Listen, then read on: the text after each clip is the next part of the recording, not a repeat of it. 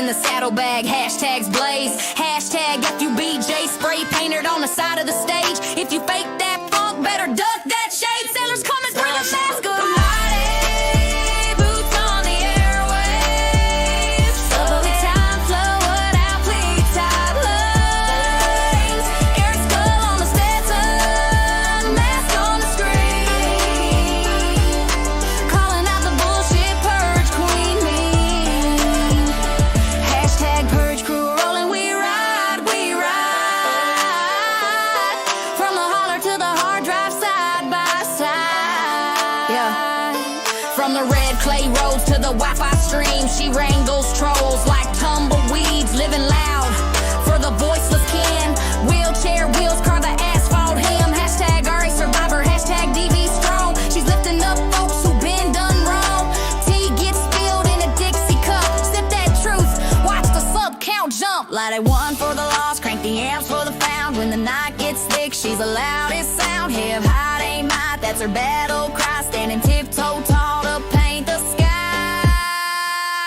Fast short but mighty, boots on the airwaves. Sailor drops thunder down TikTok lanes.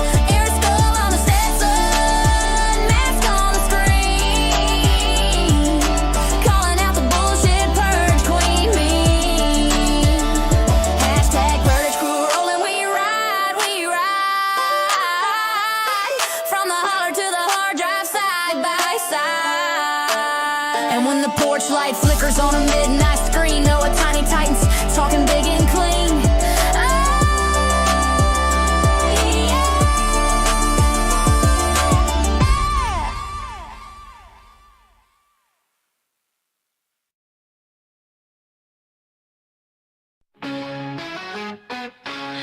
She's a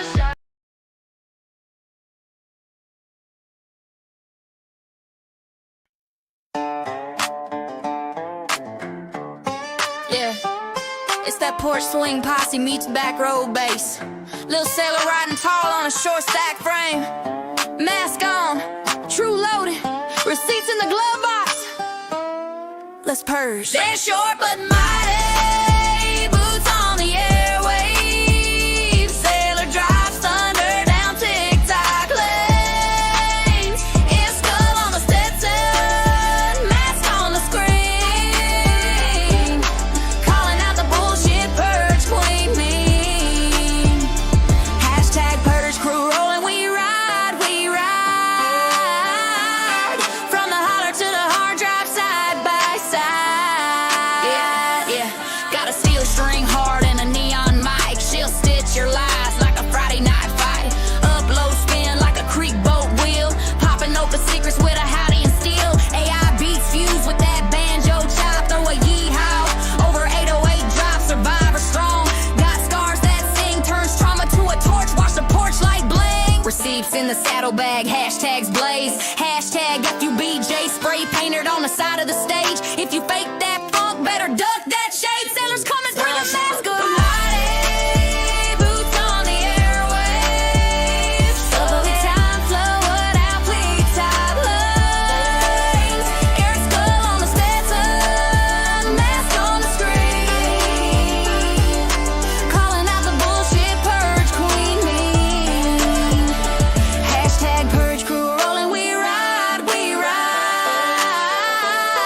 From the holler to the hard drive, side by side. Yeah.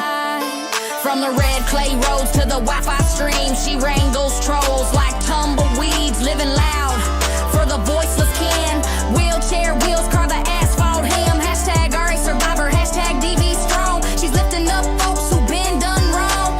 Tea gets spilled in a Dixie cup. Sip that truth, watch the sub count jump. Light a one for the lost, crank the amps for the found. When the night gets thick, she's the loudest sound. Hip high ain't might, that's her battle cry. Standing tiptoe tall to paint the sky. Fast short but mighty, boots on the airwaves. Sailor drops thunder down TikTok lanes. Air skull on the Stetson, mask on the screen. Calling out the bullshit, purge queen me. Hashtag purge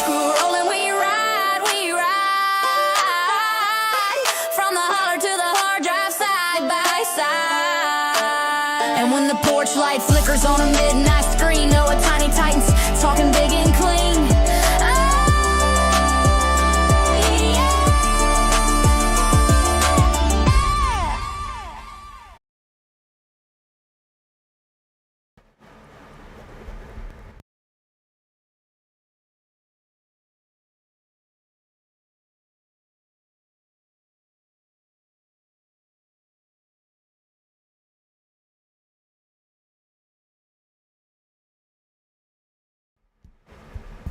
Hello. We're back. Sorry about that. I got up and tripped and turned off the power strip, and everything just went. I'm like, oh my god, you gotta be kidding me. And then when it first started up, my TV was the monitor was saying no signal, and not all my fans weren't going. I'm like, god dang it! So I had to shut it back down, restart it, wait for an update, and finally we're back. I am so sorry it took me so long. I am a klutz, and I'm clumsy, and today's just not my day. It's been a very long day. But there were two things I wanted to go over today. I hate how it takes forever to find. Okay, there we go. It was just a short portion of Queen's last live. It had Mooney Looney in it, and I hadn't heard from her for I don't know how long. And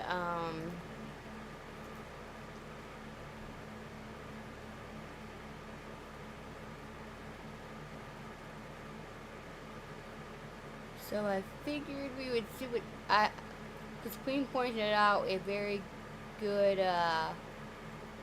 she caught the sound of something.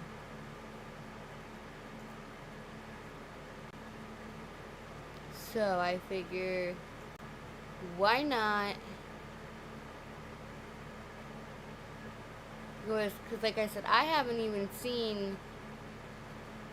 not seen Moon or anybody like online. Like sometimes she'll pop up on my newsfeed even though I'm not subscribed, and she hasn't popped up. I guess she was doing a few things or whatever. But hold on one second, my little's here.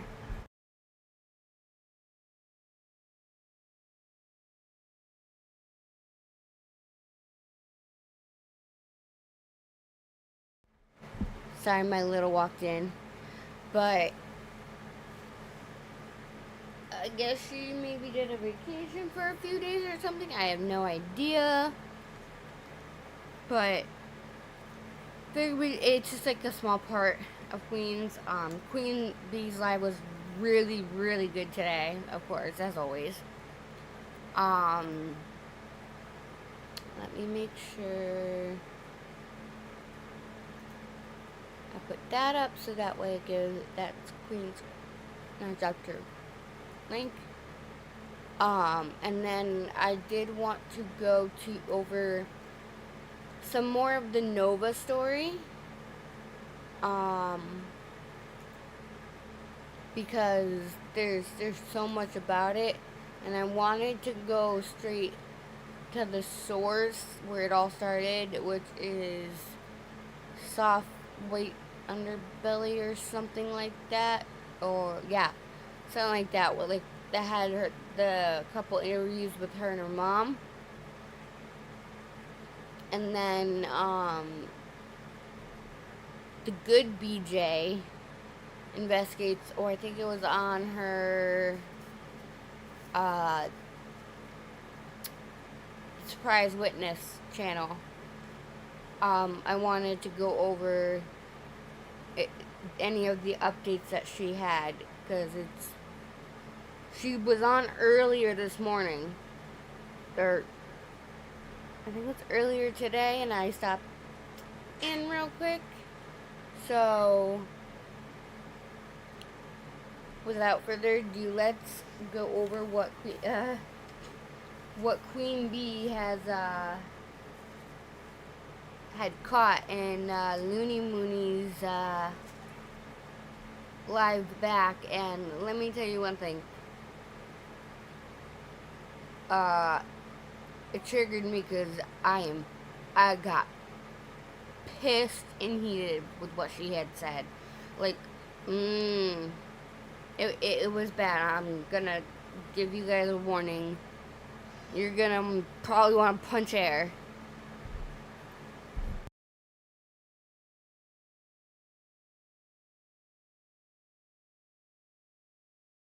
Big thing was she was walking into the courthouse at 9:28. She went through the metal detectors. The jailer told her to take a room and told the judge advocate nothing.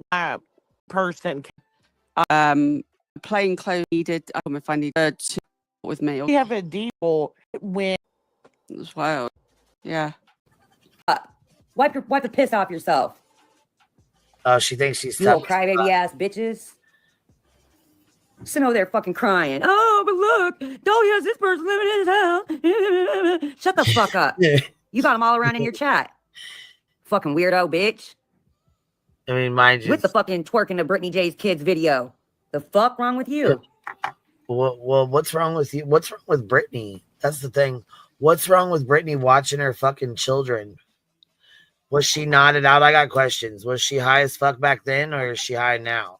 Because she claims to be a recovering addict, but then claims she's not high and never got high, and that's not her nodding out. So, I mean, I have real fucking serious questions, and I'm waiting on them lawsuit papers because I know my attorney's going to have some real serious questions. What drugs did you do? When did you do them? I don't know. I can't remember. When did you stop doing? I don't know. I can't remember. When is your date? What day did you stop using? What is your clean day? I don't know. I can't remember. I just remember I was sick and I just didn't feel good. Yeah, that's not going to work in a court of fucking law because you're not going to be able to say, I'm not using drugs today, but I don't remember when I stopped.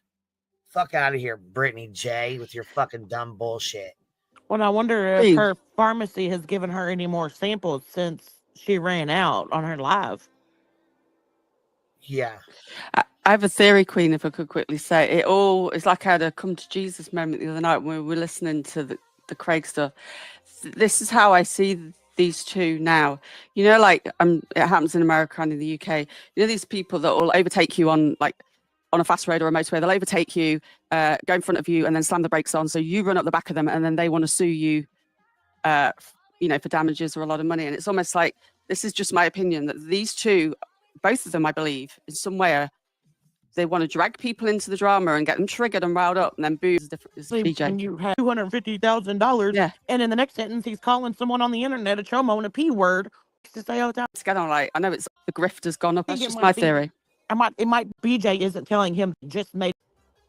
Yeah. And I've already said, just like South Carolina orders, however, she can become a victim. Sure that she did. Again, domestic violence do not have order a 50. But the point being, even on for this emotion, and if it's not, he didn't locked. Said they're a friend. Is a domestic whatever. And well, both of them, yeah. And did you hear that? They've all got a freezer. It's me. Yeah. Like, dog thing. About the oh gosh. Oh. I know. That's right. It's bath time. Bath time. Bath time. Bath time. Bath time. Loser.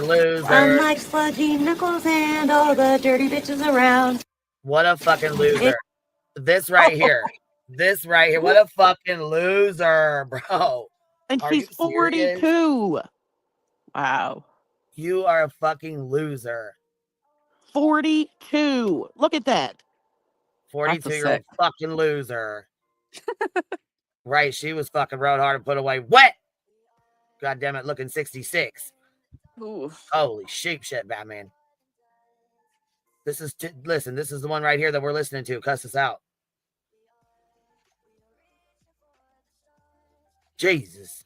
Oh, Jump just eating fucking as well. square. That's the fucking dirt ball on the screen that you're listening to right now. The one that's, cussing everybody out, being And Timmy just Tough Knuckles. and the one that just did that long, hard snort. Yeah. The one that just I snorted the guess fucking dope off the goddamn go table and kept going. Far enough. I think my food's starting to come back up. And Did she's you the hear one that shit? That shit was so goddamn. I know. Look. Now fuck her together and no. That's what I was. her brother said. Trisha, how are Come up and join you for a bit. you hanging out? You're busy. I'm Did you this before. Yeah, and that's Not heavy. there. really Quite a lot. Believe her the fuck. I'm proud. The addict is photographed. up and Actually got between Eddie Army people heard that story? for Her big thing was she was walking into the courthouse at 9:28. She went through the metal detector, sitting in the courtroom for an hour. Was there metal detector when the officer but in the court. right in her And Vibrator, you fucking clean up in your pissy legs too. Elevated Truth, clean yourself up. Wipe the piss off yourself. Oh, she thinks she's You little tough. crybaby ass bitches. Sitting over there fucking crying. Oh, but look, Dolly has this person living in his house. Shut the fuck up. You got them all around in your chat. Fucking weirdo bitch. I mean, mind you. With the fucking twerking to Britney J's kids video. The fuck wrong with you? Well, what's wrong with you? What's wrong with Britney? That's the thing. What's wrong with Britney watching her fucking children? Was she nodded out? I got questions. Was she high as fuck back then, or is she high now? Because she claims to be a recovering addict, but then claims she's not high, never got high, and that's not her nodding out. So, I mean, I have real fucking serious questions, and I'm waiting on them lawsuit papers because I know my attorney's going to have some real serious questions. What drugs did you do? When did you do them? I don't know. I can't remember. When did you stop doing? I don't know. I can't remember. When is your date? What day did you stop using? What is your clean day? I don't know. I can't remember. I just remember I was sick and I just didn't feel good. Yeah, that's not going to work in a court of fucking law because you're not going to be able to say, I'm not using drugs today, but I don't remember when I stopped. Fuck out of here, Brittany J, with your fucking dumb bullshit. Well, I wonder if her pharmacy has given her any more samples since she ran out on her live. Yeah. I have a theory, Queen, if I could quickly say. It's like I had a come to Jesus moment the other night when we were listening to the Craig stuff. This is how I see these two now. You know, like it happens in a marriage. Kids have one for them and go do the dishes and come back. I promise it won't be as bad when you get back. Yeah. I mean, holy smokes. VPO or 50B order against a friend because the parties do not have a Big thing was that attorney would have to. This right here is the nasty bitch back here running her fucking mouth. Okay, just keep this in mind. Oh gosh. Oh, I know. That's right. It's bath time. Bath time. Bath time.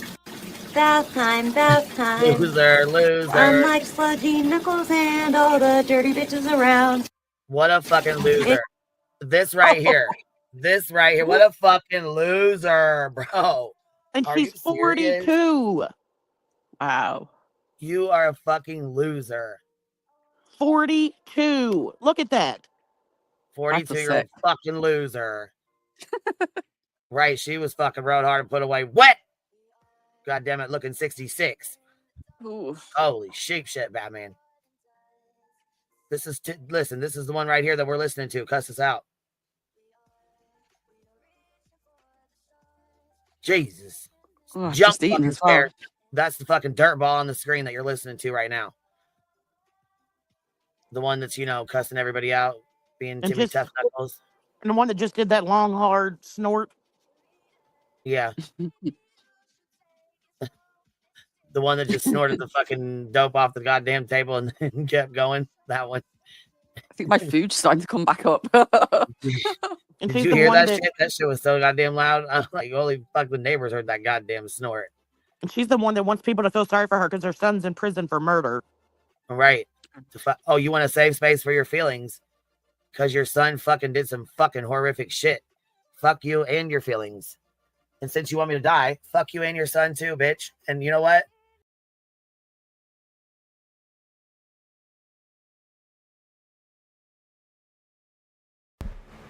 I agree with Queen. Her son is in for what is it? Count 2 unaliving. Well, we're supposed to be worried about that when he helped and or did the action to take somebody else's life. Even as a mom myself, that's just, I couldn't.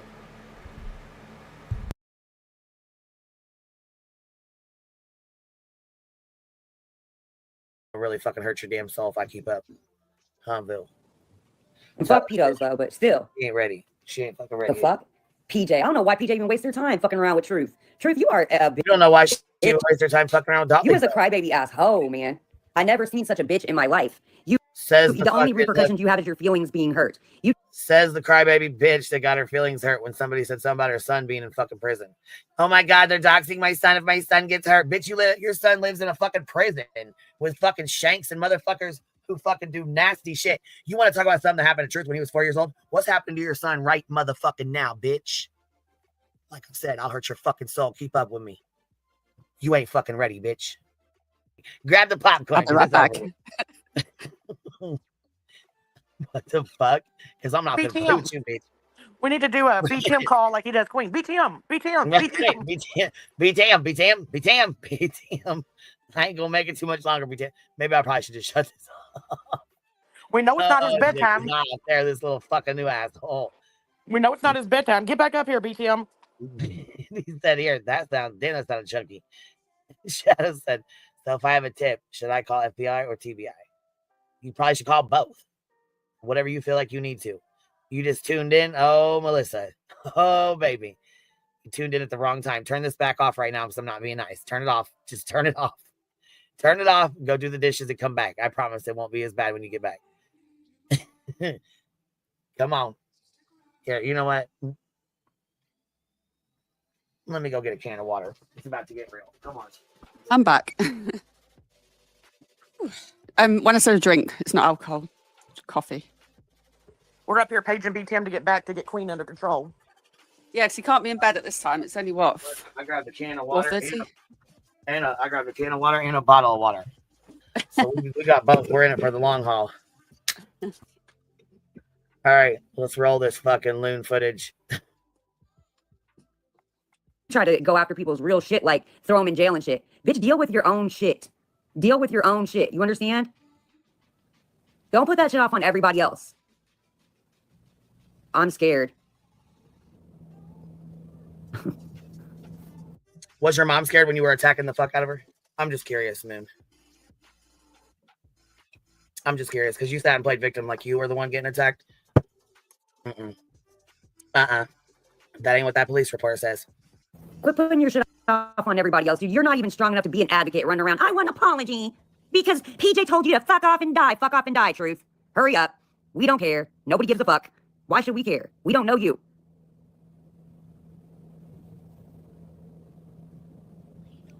It's threats. They made threats because they told me to fuck off and die, PJ. And I didn't do anything to her. None. I never said anything to her. I'm good. Hold on. Keep in mind, she did a hot rail. Hold on.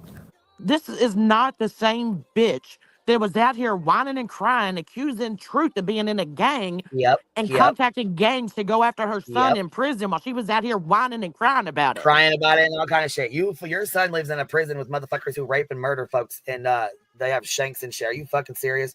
And you want people on YouTube to feel bad for fucking... Get the fuck out of here. You are fucking insane, bitch. You know who I feel bad for? That family that your son murdered. I feel bad for the one he killed. Yeah. I feel bad for their family. Fuck out of here, bitch. Don't nobody feel bad for you or your funky ass fucking son. Like I said, bitch, I will hurt your motherfucking feelings because I will really take it all the way there. I sure the fuck will. Because fuck you. Yeah, bitch, you're dirty. Real fucking dirty. Like the fuck I said, bitch, you are not motherfucking ready. Do you know that my YouTube has held almost every single comment? Well, yeah, because you're a piece of shit. You can't handle it. You want to dish it out, but you cannot take it back. That's for damn sure. I think that's funny. Ew, gross, you little pervert. Look at this pedophile, Diego Clarence. Diego Clarence, the pedophile. Fucking gross. Sickening. That makes me want to throw up.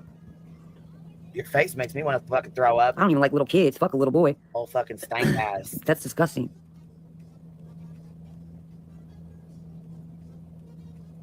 Jump I don't know. Anyways, you guys are stupid. Right, this right here is a response. Hi, Leah. This right here is a response to Vibe Eater and Queen and Shitter Breaker. Well, tell us about it, porn star. Go on. Little hoe cake ass motherfucker. Mom and Loon. Put his name Mom and Vibe. Loon. You and Truth better get together. Double. You get 2 whores for the price of 1. I can't believe you. The masculinity, you are emasculating yourself to look like a 2 victim. STDs Dude. for the It is price the of 1. most embarrassing thing I've ever seen from anybody, and that's how I can tell you can't cope. Hey, D Stone. You get fucked And around. that's fucking sick and sad. It's a sick, sad world when you're running around. I'm a victim. Somebody's saying fuck off and die. And I'm a victim of this. And then you got everybody else using that, your victimhood, to make content off of. You fucking bitch. How's that sound? The vibrator is not right. He's off in the head. So are you. Like AWF off, like window licking. Like off. Moon off. But Like he'll drop off some money in your pocket, so they keep him around. Here, vibrator, you can take the stage for a little while because you'll tip me $100 today. Well, good thing people don't tip me to come up on stage, huh? It's not a stage, right? I mean, this is a fucking channel. It's not a stage. Yeah, she's vile as hell, Trisha. She's vile as fuck. You know what?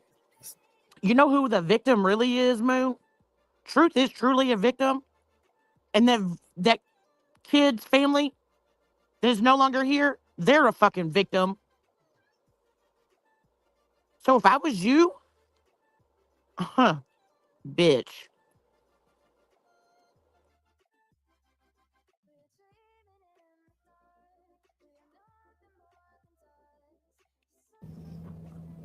Oh my god, Dolly PJ, let me call into your show and your fucking shit after I had a combo with you on my platform and fucking try to taunt you and ruin your life. And when I get told fuck off and die, I cry. Fuck off and die. Elevated truth. Dolly, he ain't even gonna deal with you. He's gonna have his woman deal with you.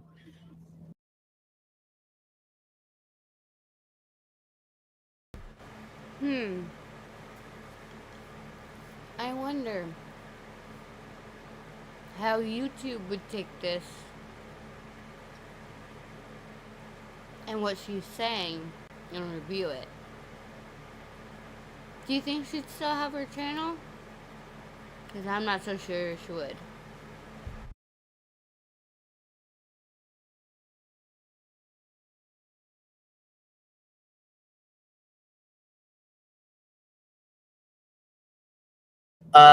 Correction. She's gonna fucking cry and scream PTSD when that bitch don't even know what the fuck PTSD even is, let alone is she dealing with it right now. Don't laugh and act like you don't know what's going on. Why she cries and sits there and acts like she don't know what's going on. Get with the program, Moon. You must be lost. I was like, whoa, what's going on, Dolly? And why do you sound like Irish right now? Big Irish. And did you ever tell her you were the one that doxed the fuck out of her to me? Did you ever tell her that? I mean, if you didn't, I guess I will. But you was happy as a motherfucker to try and dox her out to me, even though I already knew where she lived and shit, and I already knew who she was. You was happy than a motherfucker to try and dox her out. You was her friend, though, right? You claimed to be her friend, but you was the first motherfucking snake bitch to slither the fuck over here and drop her information in my motherfucking email like it wasn't shit. Huh, Black Mamba? Because that was the troll account you used to do it. Bitch, keep playing with me. Is that Moon? Black Yes, Mamba. it is Moon. Yes, it is Moon. Oh, I received some emails Yeah. from somebody called that. Mm-hmm. Wow. Yep. I had no idea because that was really early on when I was around. Hey, Roro, well, next time, just come ask me. I got you. Roro, what's up? Hey, what's up? What's going Hey, on? Roro. She's so nasty. God, dog, man. She is just something else, ain't she? Oh, Ooh, fuck. you kiss your mama with that mouth? Oops, yes, you No, did. Never mind. Let me tell you this. She definitely kisses her mom with that mouth. That's what I said. You kiss your mom with that mouth. Most people say, "Ooh," she'd be like, "Yeah, I sure did." Ooh, nasty, nasty. From my understanding, I heard she definitely does. And I guess Moon missed the part where Dolly came out and did a live addressing all of this. So don't It you must have look? been one of them days she was too fucking high to function, couldn't get on here. Yeah, probably been that time she took a big snort and was gone. Been gone. She gone. She been gone. What do you do? While you was over there collecting them fucking golden eggs for him. I told you he was fucking stupid. And your friends let you do it. Your friend Queen Bee, did she sit over there and let you fucking do it to win Turtle Island? Did I? Because I believe I told them both. I don't support Dolly. I don't support his funky fucking island. But see, you don't pay attention to that shit because you over there in your own fucking world smoking them crack rocks, hiding in the motherfucking corner. Shayna, I sure as fuck hope you ain't the one supporting that fucking habit. Being you the one that sends money when she runs her fucking cockbox over here about us, right? Because you like to support this shit, right, Shayna? Miss Peoria, Illinois, 42 minutes from my fucking house. And when have you let anybody do anything? Like, that's a weird sentence she just said. You let your queen, your friend, let you. Exactly. I didn't know you controlled everybody. Shit. See, people grown. Well, some people grown. Some people bathe with flies and do porn with their mothers and then cry about their murderous sons. Yeah. And want a safe space. Talk about a fucking a man who went through something when he was traumatic as hell when he was fucking young as fuck. You're a sick, dirty ass piece of shit. Got the fucking nerve to speak on somebody else. Bitch, why don't you fucking worry about going and talking to the fucking state police about that man that died in your motherfucking bed, bitch? That's what the fuck we need to. We you know what? We need an investigation on this. What the fuck happened over there? This is also coming from the same bitch who screams every day about still having an active fucking warrant in another state. Oh no, see, I told you, you had one fucking time to come back at me like this. You had one time. No, fuck her. For real. Oh yeah.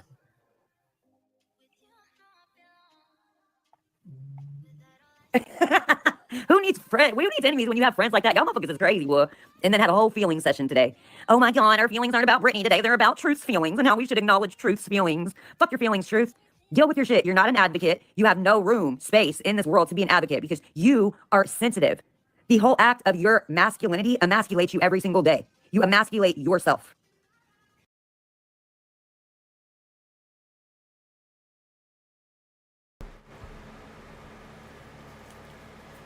And people wonder why men don't step forward to tell their story. Because of dumb ass bitches like this. Vile, disgusting, self-centered bitches like Looney Mooney. Talking like this is why men don't think it's okay to come out and tell their story.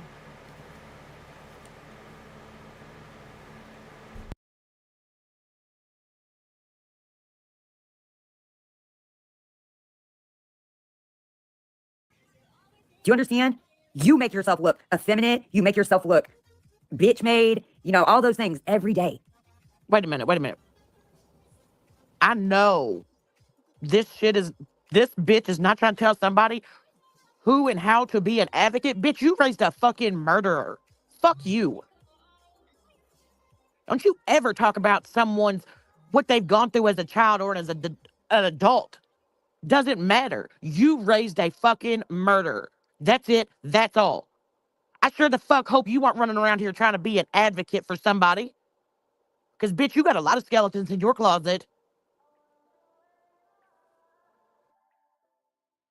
Mic drop. Like I said, old Tanya, tough knuckles over here.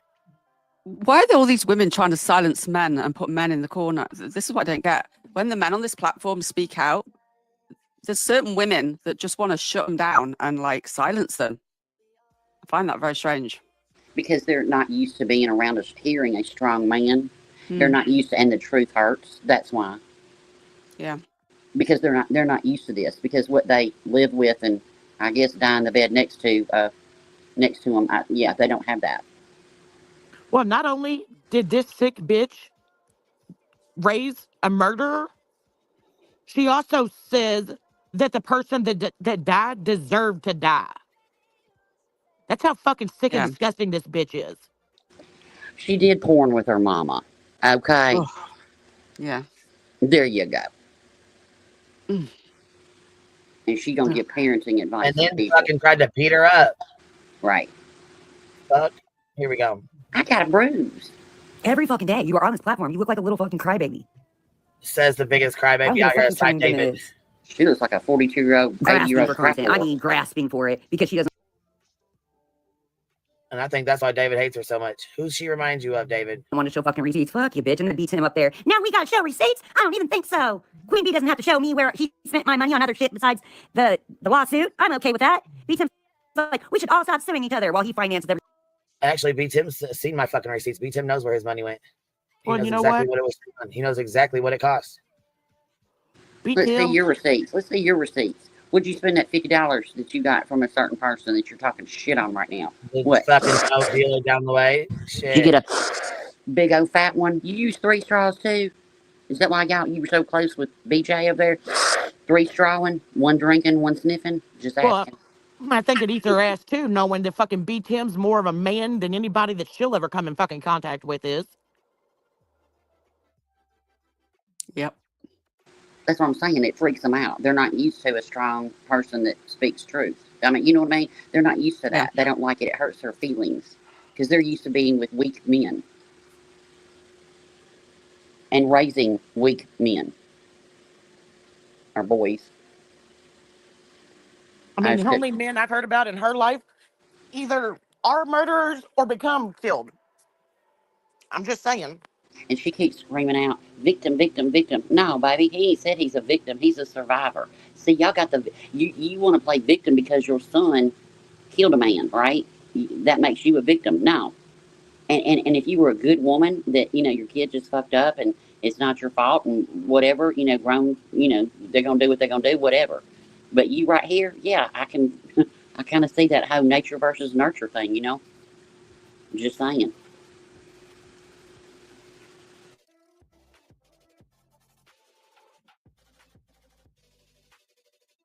Everybody's lawsuits.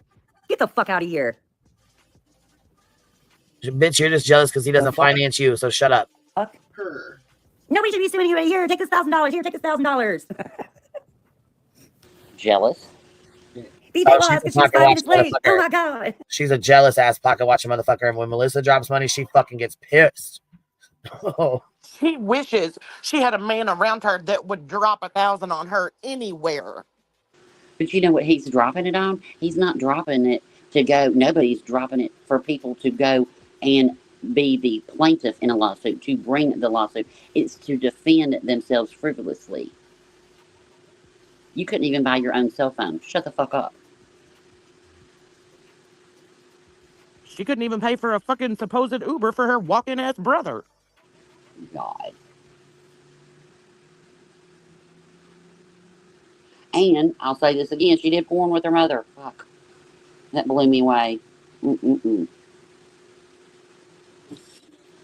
I can't even wrap my head around that. Weirdos, man. How the fuck do you know if we're in the military and you're gonna check this box under perjury? Quiz. Fucking get a fucking cry shower to save space. All you fucking freakazoids, whack ass weirdos. Sinners over there talk about every time you can get it. Oh, curious as fuck. What did you do? Curious, are you seclusion works?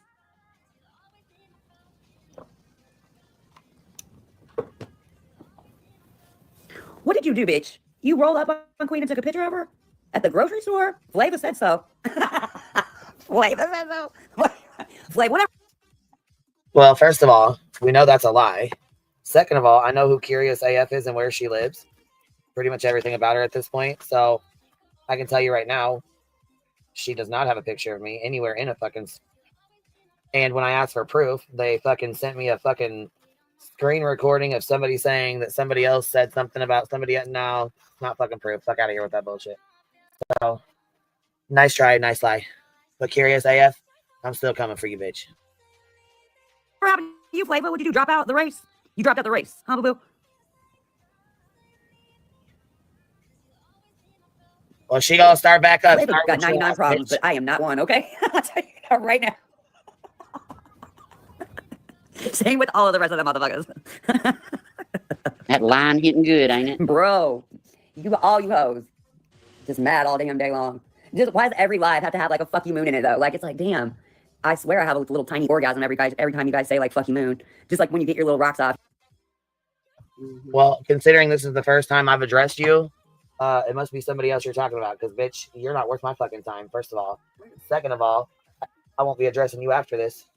Because like I said, you're too busy snorting fucking dope. So you ain't gonna remember anything that's said anyways. You know you're not supposed to say anything about me. You know you're not supposed to say anything. But when I got Captain Kirk up here blowing me kisses and shit, you have to be mad. First of all, he wasn't blowing you kisses. First of all. Second of all, no one would be. Why the fuck would anybody be fucking mad that he's trolling you in a fucking chat? Right. We thought it was hilarious. We want him to go back again. The only one that got mad when you found out it was a fucking troll because you thought he was being serious. Bitch, he would never. What the fuck? He got her to put her legs up in the fucking Right. air. Bitch, he trolled the fuck out of you. He made you look like a fucking clown, brown, dumb bitch that you fucking are. So, with that being said, yes, you did get laughed at. Yes, it was fucking hilarious. But I'm telling you right now, he sure as fuck wasn't blowing no kisses at you to make anybody jealous. That's a fact. Talking about I'm nuts. Had everybody in a full fucking spiral. My left stroke just went viral. Right stroke. You just had a whole day of feeling sessions. Feelings. Talking about truths. Feelings. I hate you guys. Y'all are Talking about Moon's This whole platform. delusions. Talking about Moon's delusions. See how ignorant that shit sounds? We can do it too. Fuck you. Ooh, I can make a song so fucked up right now, and I'm not gonna do it. Not gonna do it. Mm-mm. I mean, can you imagine being so fucking desperate that you think a man that you bring up on your panel is blowing you kisses and people are jealous? She's one of them bitches. If somebody like, you know, like they'll say hi, like people like wink at you, you know, she'll be like, Yeah. I'm pregnant. No, Kirk, not that come old get ass. your BFF. He likes me. He was trolling you, girl. He would never. Look, Angela said, 4280. you know she talks to herself like this every day. You know she I does. I cannot. would She kill sits them in front of the flies. mirror and acts tough as hell here, like she's talking to all of us.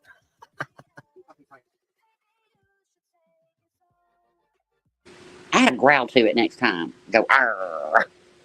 It's my favorite when people growl. Reality should have taught you that a little bit. No, I ain't doing it, Snack Dealer. It's too messed up. I think reality's teaching Beach how to growl. I've heard her growl a couple times, and it's fucking hilarious. Yeah. She did it the other night, too. She's like, "Rrr." I came up with a new Halloween costume for YouTube. I was going to be a Lysander, but I'm going to be something else. It's magnificent.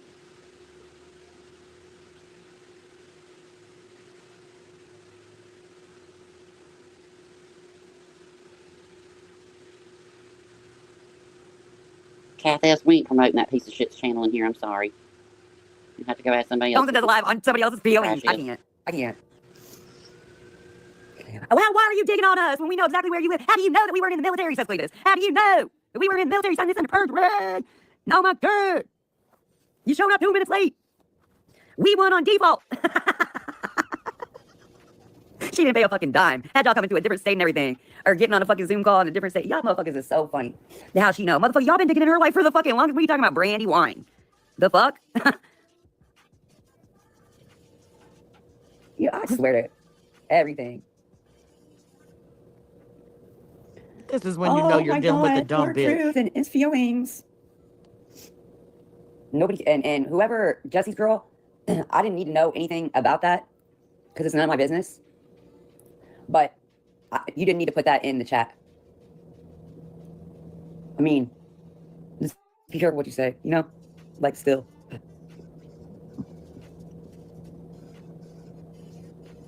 She must be fat. Well, you can't help but laugh. And her picture must be hella epic. Delusional as fuck. Or she has It low is. It's so self-value. funny. Really, really low self-value. I hope she strokes that man's beehole at night, so he feels better about himself.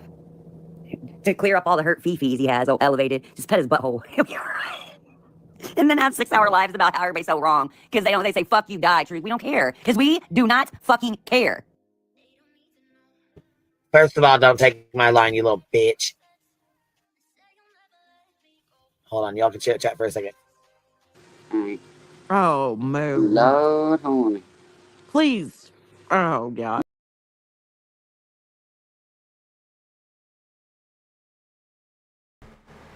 Yeah, so that was, as I call her, Mooney Looney. Now, it was mentioned that Dolly had addressed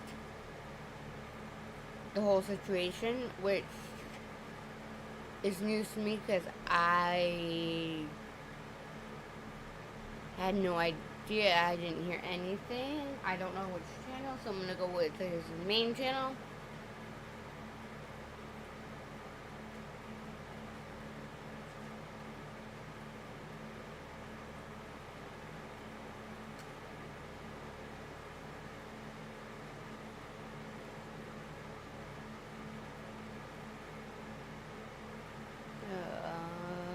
Probably maybe this one.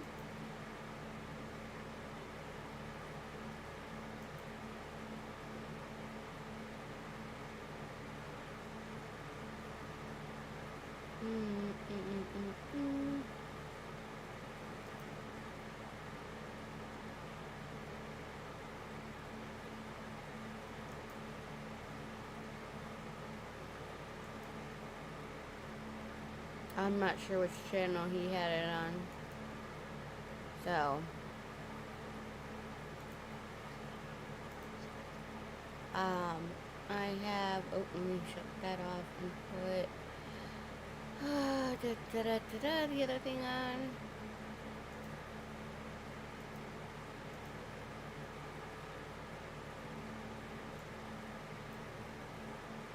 I almost forgot.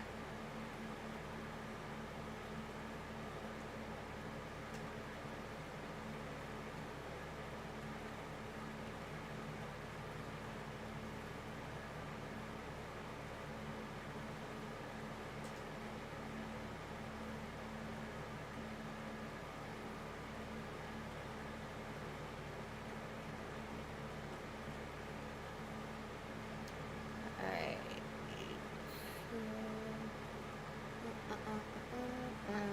Done.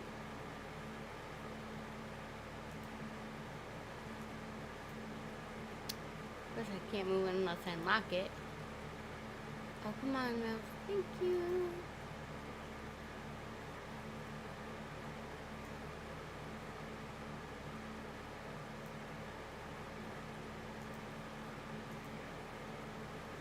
And for credit, it's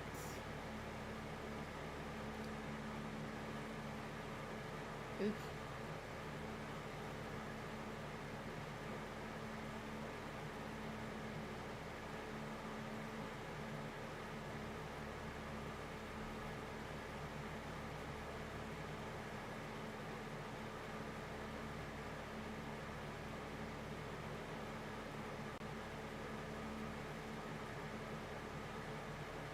That way I have her links dropped. She's a very good person. I absolutely like her videos. This one I believe she did a while how long ago? A year ago, because she's been kind of covering this for like, I want to say 2 to 3 years. But I could only find so many live streams or videos, so because I want to look at like the original thing that came up or whatever, I wanted to play this because since this is 2 years ago, it goes back to the start of everything and maybe tells a bit more of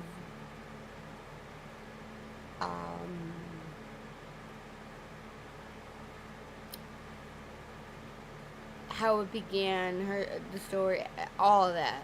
So let's see what where it all started.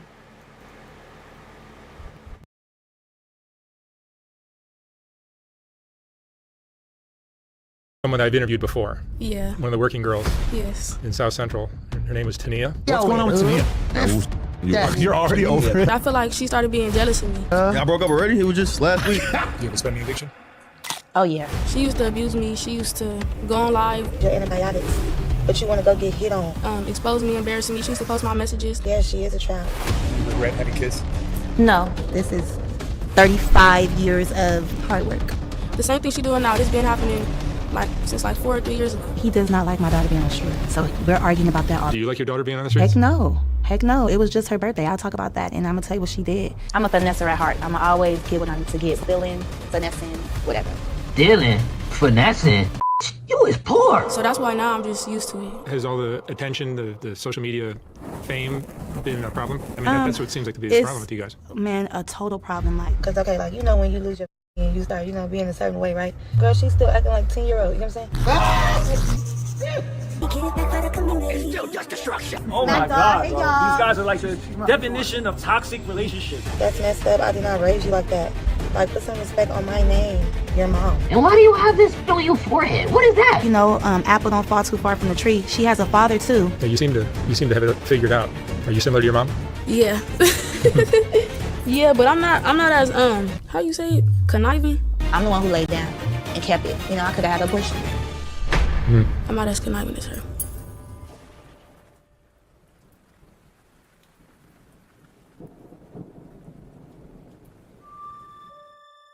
Welcome to BJ Investigates, a show I just created and might never do again. The last episode that I made about Mark Laita, apparently y'all didn't like it very much because specifically, I guess you wanted me to go harder on Mark Laita. Where's the scandal? I don't see any scandal. Well, let's get into the scandals right now. I was trying to be nice to him. I was legitimately trying to not go that hard on Mark Laita. Now, what we're going to be talking about today is going to pertain to two subjects on Soft White Underbelly. One of them, we'll say her name is Nova, at the time 13-year-old who was living on Skid Row whose mother had lost custody of her. The other one, as promised, is going to be Rebecca. Now, it's 500 videos about Rebecca, so I can't get into the whole Rebecca story today. I don't have time. But what I do want to talk about is the very ominous, very perturbing, disturbing video that did just come out featuring Rebecca, where Mark seems to be trying to ingratiate himself in Rebecca's legal affairs, getting a lawyer for her, but not only that, wanting to be on the phone with the lawyer. And you know what? Good for Rebecca for saying she wanted to speak with her lawyer privately, but we'll get into that as we get into the video.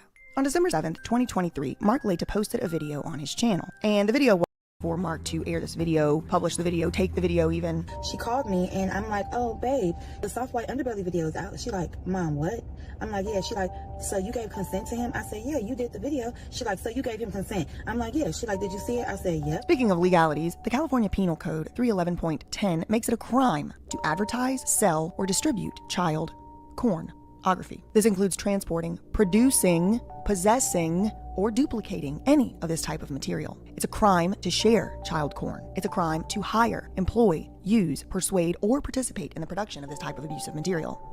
And it is a crime to advertise, sell, or distribute it. Mark had taken issue in the original video with people being upset about his actions. He basically said that anyone upset with this video just has too good of a life. This conclusion obviously and of course failed to consider that maybe people just have a soul and a conscience and feel bad for the child he was exploiting. But as usual, and coming as a surprise absolutely not to me, Mark took it a step further yet again by letting us all know that this wasn't even the worst of the materials. Oh no. He actually said, he said that there was much more, quote, salacious material that he had saved for his more depraved audience who likes to see the worst of the worst. This segment of his audience pays a monthly subscription fee for this content. Salacious, just to remind you, is a word that specifically refers to sexual content. So Mark admitted to producing sexual content of this child and was offering it for sale to any predator on the internet that would like to see that type of content. You just have to pay the $10 tier. That's what it is. If you want to see child, that's what you have to do. You just pay the $10. That's all you have to do. Again, it's unclear who, if anyone, could legally consent to him even interviewing the child in the first place. So that happened, and then I guess to atone himself of the guilt, Mark decided to have the child's mother on the channel as well.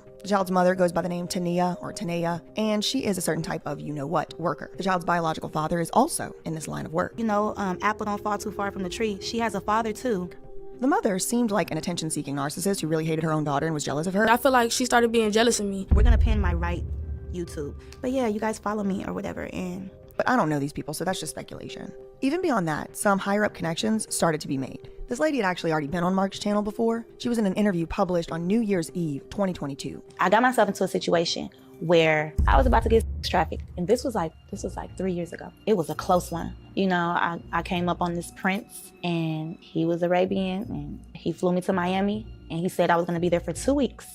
We were in a $30 million house, and I ended up being there for a month, and I had to escape, okay? And we were meeting so many girls, and girls from Love and Hip Hop was coming in the house, and celebrities was there, and all of this stuff, but it started to get real weird, you know? It was a lot of drugs. I don't do hard like that. Like, I was smoking, you know? And they were doing hard drugs and stuff, and it was just like, it was getting, like, my gut was telling me something bad is about to happen. He was trying to, like, distract us with buying this stuff. We was going shopping and doing all these things, and for some reason, I felt like I'm used to getting shit, but like this right here, where am I about to be tomorrow? And why are we still here? So then he says, well, we're gonna go to Cuba. So the girls start talking in the house, and they're like, girl, I gotta get back home. And he said that I can't leave. And I'm like, well, what is he gonna do with us? You know, we went to some celebrity's house, and we ended up at P. Diddy's house. And I just started hearing conversations, and I just got trafficking from it because, you know, I heard the prince saying something like, oh, you can have whoever you want. Like, he was like selling us, you know? So I'm like, Mark loves to signal his favorite and often most deranged interviews by posting them on holidays, so this tracks right on. Also, this lady, Nova's mother, Tanea, had been trying to launch her online persona for at least a year by the time her underage daughter appeared on Mark's channel. Actually, she has been trying to make it since at least 2011. Last on Surviving a Gangster. It was just a dream. To get caught slipping would be my worst nightmare. All right, have it your way.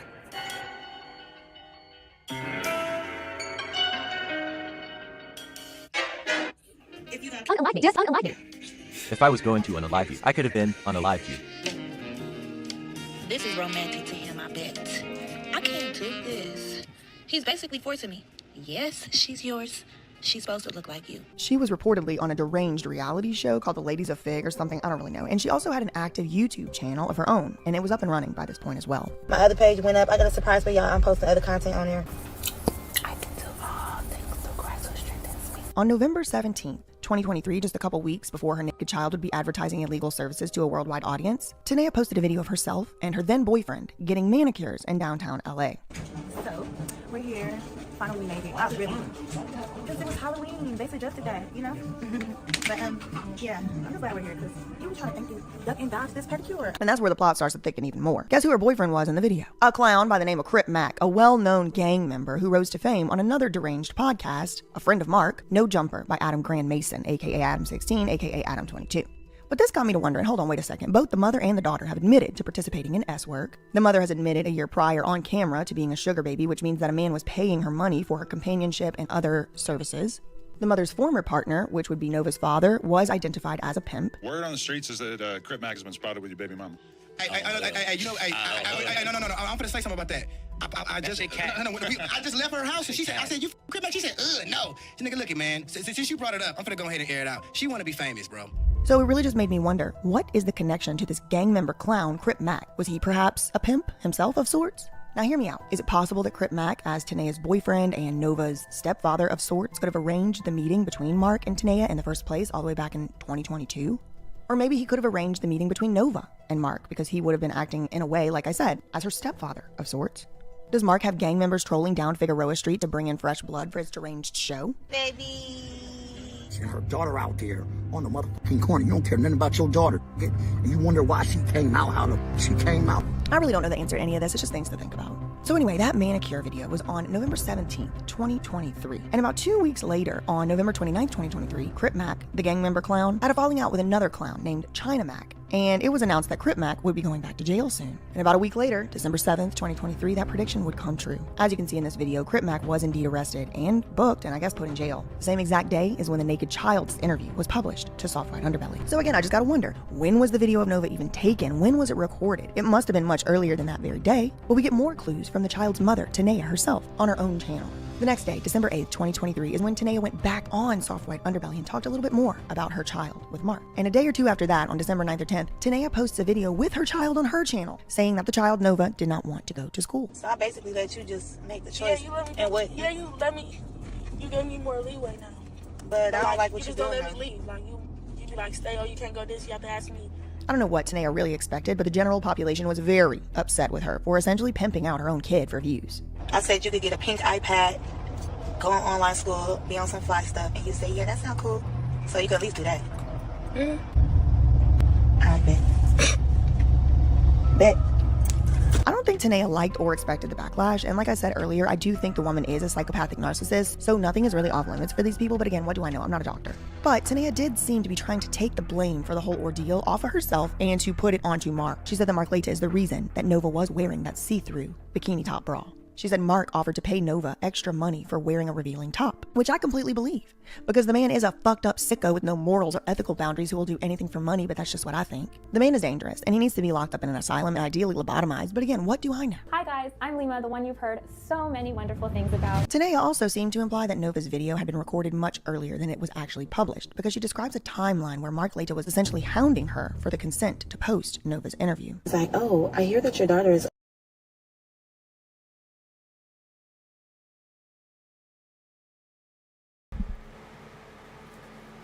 So the whole thing was this Mark Laita person did interview this woman's daughter, Nova, that we've gone over and everything, and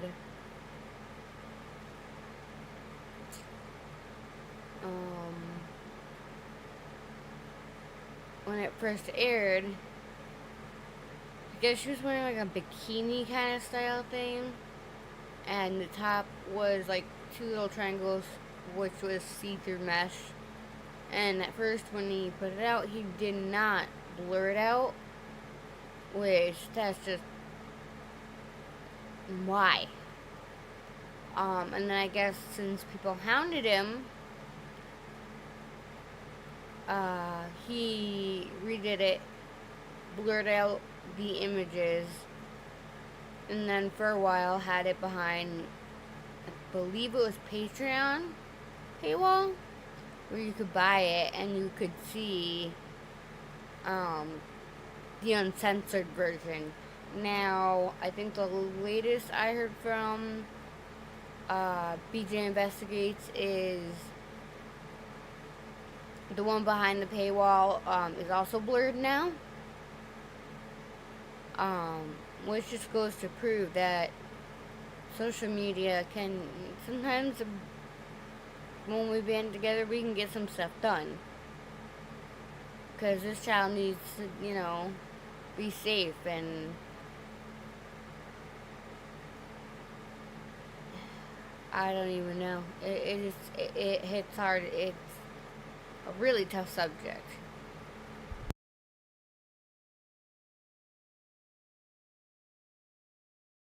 on the street. If you want extra money, go find her so I can interview her. So I was like, you want me to recruit my own daughter? Like, the bottom line on this though is that I think she's also a liar, so it's really hard to figure out which parts of her story are true and which are not. In any event, by New Year's Eve this past year, 2023, again, they love holidays, Crip Mac would come back online and state that he and the child's mother, Tanea, had broken up. She's on blue fentanyl. She scammed me out of all the OnlyFans money. Blue fentanyl? Yeah. Among other allegations, he alleged that Tanea is a, quote, junkie. That's blue good. fentanyl is crazy. That sounds crazy. great. No. Yeah. Nah, it's out here though on phone number. That's really what's out here. That's why on she's the so guy. scrawny and she looked like she's dying. I felt sorry for her, but I'm not with no shit. They got 1 million kids and a drug habit. What the fuck? I look like a church. This video was proof that Crip Mac is getting finessed by his new girl, bro. Oh, hood! That other sitch, she was trying to let us know. The one that tape leak. This nigga paid for me to be his girlfriend, like. And at this point, I'm just starting to wonder, with all these overlapping cast of characters who have been all on each other's channels and who have financially benefited from that over and over since at least 2022, which was 2 years ago at this point. What really is the connection with these people? What really are the charges on Crip Mac or whatever his name is? Then there's this other guy, Mark Laita, isn't arrested. Why not? I don't know. But it just makes me wonder, how did Mark actually meet Tanea? Could it have been through her boyfriend? Because the last time we talked about Mark Laita, we learned he met one of his biggest viral hit at that point, Kelly, from her boyfriend. At this point, we know Crip Mac was Tanea's boyfriend. I don't know, just things to think about. I'm sure, as you can imagine, and I'm sure as some of you know, there is a whole lot more to this story, but I really just wanted to hit the highlights. In my opinion, and from my reading of the California Penal Code, Mark Laita has violated more than half of the child pornography statutes by soliciting, encouraging, producing, financing, paying for, distributing, and selling sexual materials of a child. And he should be prosecuted to the fullest extent of the law and spend some time in prison, but innocent until proven guilty. And I'm not a prosecutor, so I guess they'll just have to let the cards fall where they may with that. Now, for Mark himself, he has come out and spoken in his own defense, and that leads us to the next subject of this video. Not long after the whole alleged child bleep fiasco wherein Mark Laita is selling salacious sexual materials of a child on his private website, he spoke about the issue with another repeat subject on his channel. In this interview, Mark, a reptilian clown with no soul or conscience, attempted to defend his actions of posting himself discussing sexual acts with a naked child. He implies that critics of this deranged lunacy were crazy and just too soft. And he made up an unbelievable excuse that he, quote, didn't see the naked.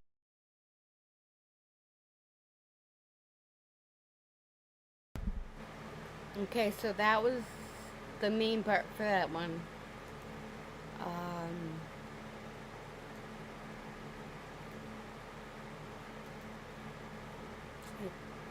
Just make sure I updated it. I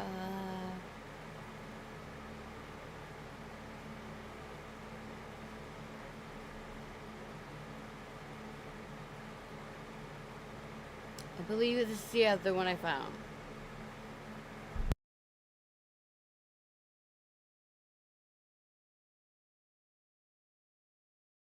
So helping is not part of my channel. That's not what this Get out of the way before we even really get into this whole Mark Laita story is, I kind of already knew this beforehand, but the man is talented. Like, taking for granted that the pictures we see attributed to him are actually pictures that he took, the man can take a damn picture. I mean, I might even I was gonna say I would let him take my pictures, but I wouldn't. First of all, he hates me. But second of all, the way he takes pictures of people, and it's really was researching for this video that made me understand what the problem is that I personally have with Mark Laita's portrayal of people. And the issue for me is Mark Laita takes a very sort of, I hate using some of these dog whistle words because they're so played out and they don't even mean what they're supposed to mean anymore. But like the view that Mark takes of his subjects in the soft white underbelly photos is very objectifying. Like on the screen at any time, it'll be like, someone's feet or someone's knees or someone's, titties without a bra or whatever. And it's like, if it felt to me like the subject of Mark's videos really was kind of getting to know this person on a human level, it would feel less weird. The issue for me feels like an advertisement. It feels like an advertising photographer is taking advertisement photographs. That is what it feels like. Just so happens that the subjects are now people. And so he'll zoom in like on their, dirty nails and stuff. And the dirty nails is on the screen for like minutes. It's just like he does this slow roll up of these people. And it's like, yeah, I mean, he paid them $20 or whatever. And yeah, they consented, and art is obviously subjective. A lot of people love this specific art style. For me, it just feels dehumanizing. Feels like he's taking pictures of an object instead of getting to know a person, which is what he kind of says that the videos are about. I don't know. That's just kind of like the issue that I personally have with it. But I mean, that's just my opinion, really. What I will say is the man can take a picture of a snake and elsewhere other things. Y'all will see what I mean coming up. But I got to give credit where it's due. I think the man is a little bit you'll see what I think about him as the video progresses. But I got to at least give credit where it's due. The man can take a good picture. That particular talent does exist within him. Other than that, let's get into it. Mark Laita is a professional photographer turned YouTuber who grew up in Detroit and Chicago. Okay, so this is just mainly about him. So I wanted to go, I searched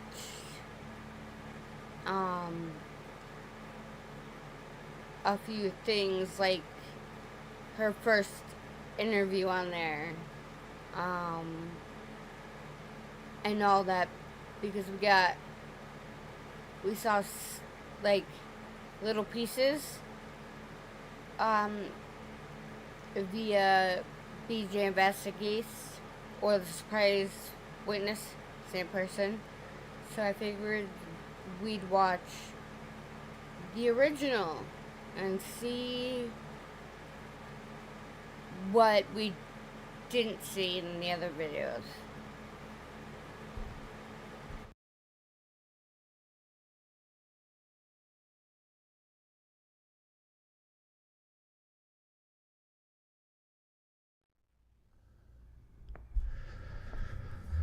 All right, Nova. So you are the daughter of someone that I've interviewed before. Yeah. One of the working girls. Yes. In South Central. Her name was Tania. And she's been on social media a lot with all the drama in her life. Yeah. You're a part of that, right? Tell me what's going on in your life, because your story is pretty unique. So basically what's going on in my life is my mom, when I moved with my mom, my whole life just like changed. And what I mean by change, I mean like my mom, she she showed me different stuff. Like before I got with her, I lived in Beverly Hills. I was with different people. Who with were you staying in Beverly Hills with? With my grandparents. Grandparents, okay. First I stayed with my mom's mom, and then I moved with my great-grandparents, my mom's mom.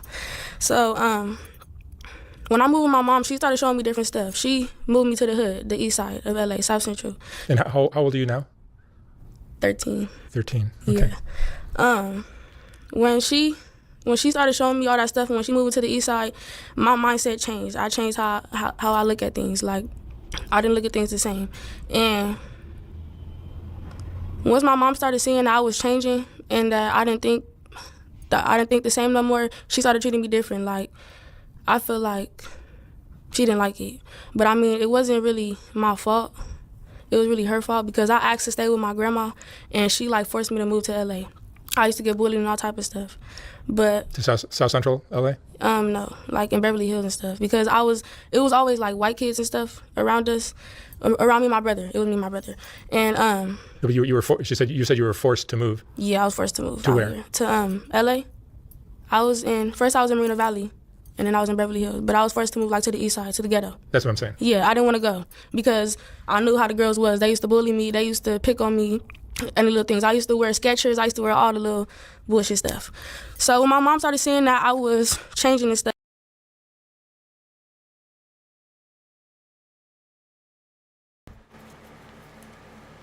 and right away you can recognize that this is definitely like one of the older videos, like the beginning videos, because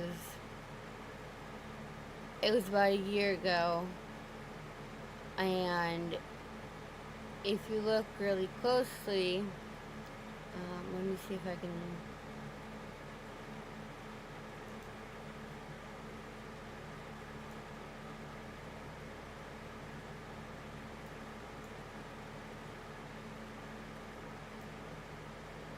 There we go. You can see she doesn't have those facial tattoos that we see now. Like she has one, I believe, right here, and she's got a few other ones. So, this must have been the beginning of her interviewing stages.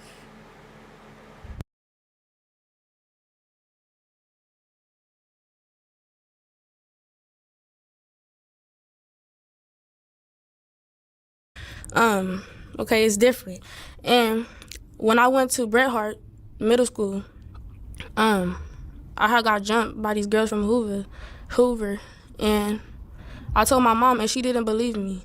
And I'm like, you don't even care about me, like. And she's like, it's okay if some girls put their hands on you, fight back. And I'm like, okay. So after that, I started fighting more. When I started fighting more, I started like not caring about anything, and my mom didn't like that. She started kicking me out. I came back. She was treating me weird. Like, she kept bringing up stuff. Like, she used to bring up how I got beat up, how I used to get abused by this dude, and that's when I used to run away. I'm not even gonna lie, I did used to run away. But it wasn't for no reason, though. She used to abuse me. She used to go on live, expose me, embarrass me. She used to post my messages. The same thing she's doing now. This been happening, like, since, 4 or 3 years ago. So that's why now I'm just used to it. But, And who are you staying with now? Now, are you living with? Are you in the foster system or? No, now I'm staying with a friend.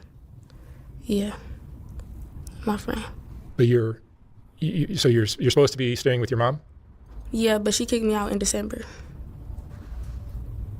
last year. But you told me out there that you're in the system? Yeah, I'm in the system. Nobody has custody of me. No one has custody of you? My mama lost custody of me 2 years ago, because when she was abusing me and stuff. Yeah. And your grandparents are? My grandparents, they're old. My great-grandparents are 73 and 72. And I always ask to go over there. My grandma, she still texts me to this day, but she's like, I can't take care of you because she has high blood pressure, and she thinks I'm going to stress her out. But, I mean, I don't really need nobody to take care of me. I know how to get what I need, but I just need, shelter, you know?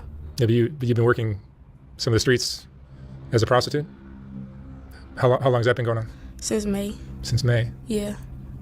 How did you get introduced to that? At 13? I used to be around these girls from Front Street, and they had this. The girl that they was with wasn't from their hood, but she used to be around them. They used to call each other like sister, Fable, and all that stuff. And the girls seen how them girls used to try to bully me, and they didn't like me for some reason. They had some type of animosity towards me. And the girl that was with them, she seen like, I don't like how they're treating you. You something better than that. We could be getting money out here. So a couple months later, she texted me at like 3 o'clock in the morning and was like, "What you doing?" I'm like, "Nothing." Laying down. I'm like, "What you doing?" She like, "I'm out trapping." And I'm like, "Trapping?" She sent the picture, and I'm like, "You do that now?" And she like, "Yeah, it's fast money. You should do it with me." So the next day, I texted her like, "Can you come get me? My mama acting weird." My mama was acting weird. She was threatening me to kick me out, break my phone, all this. I'm like, "Can you come get me?" So she was like, "Yeah." I told my mom, I'm like, "I'm about to go do a TikTok downstairs," and she was like, "Okay." And I'm like, "Can I do TikTok in your car?" She gave me the keys. I put the keys next to the door, and I ran away. I went and I got in the car, and she was with this nigga. He had tattoos all over his face. He was playing music. He was like a gangbanger. He was a gangbanger. He was a pimp, and I didn't even know that he was a pimp. So we had went to the Crenshaw Mall. So your mom, just for those that are not aware, your mom was working as a prostitute as well? I don't know. But that's what she told me in that interview that she did with me. She told you that? Yeah. I don't know. I seen a video of my mom on Fig, but I don't know if it's true. I hope it's not true. But it looked like she was on Fig. She said that she was walking from a club, but she doesn't go to clubs. And I heard in the past, like when I was like 5 and 6 and stuff, they used to tell me like, "Oh, your mom is getting money from dudes," and I'm like, maybe they're just friends. But so sometimes I think yes, she is a prostitute, but sometimes I think no, she's not, because she has 3 babies to worry about.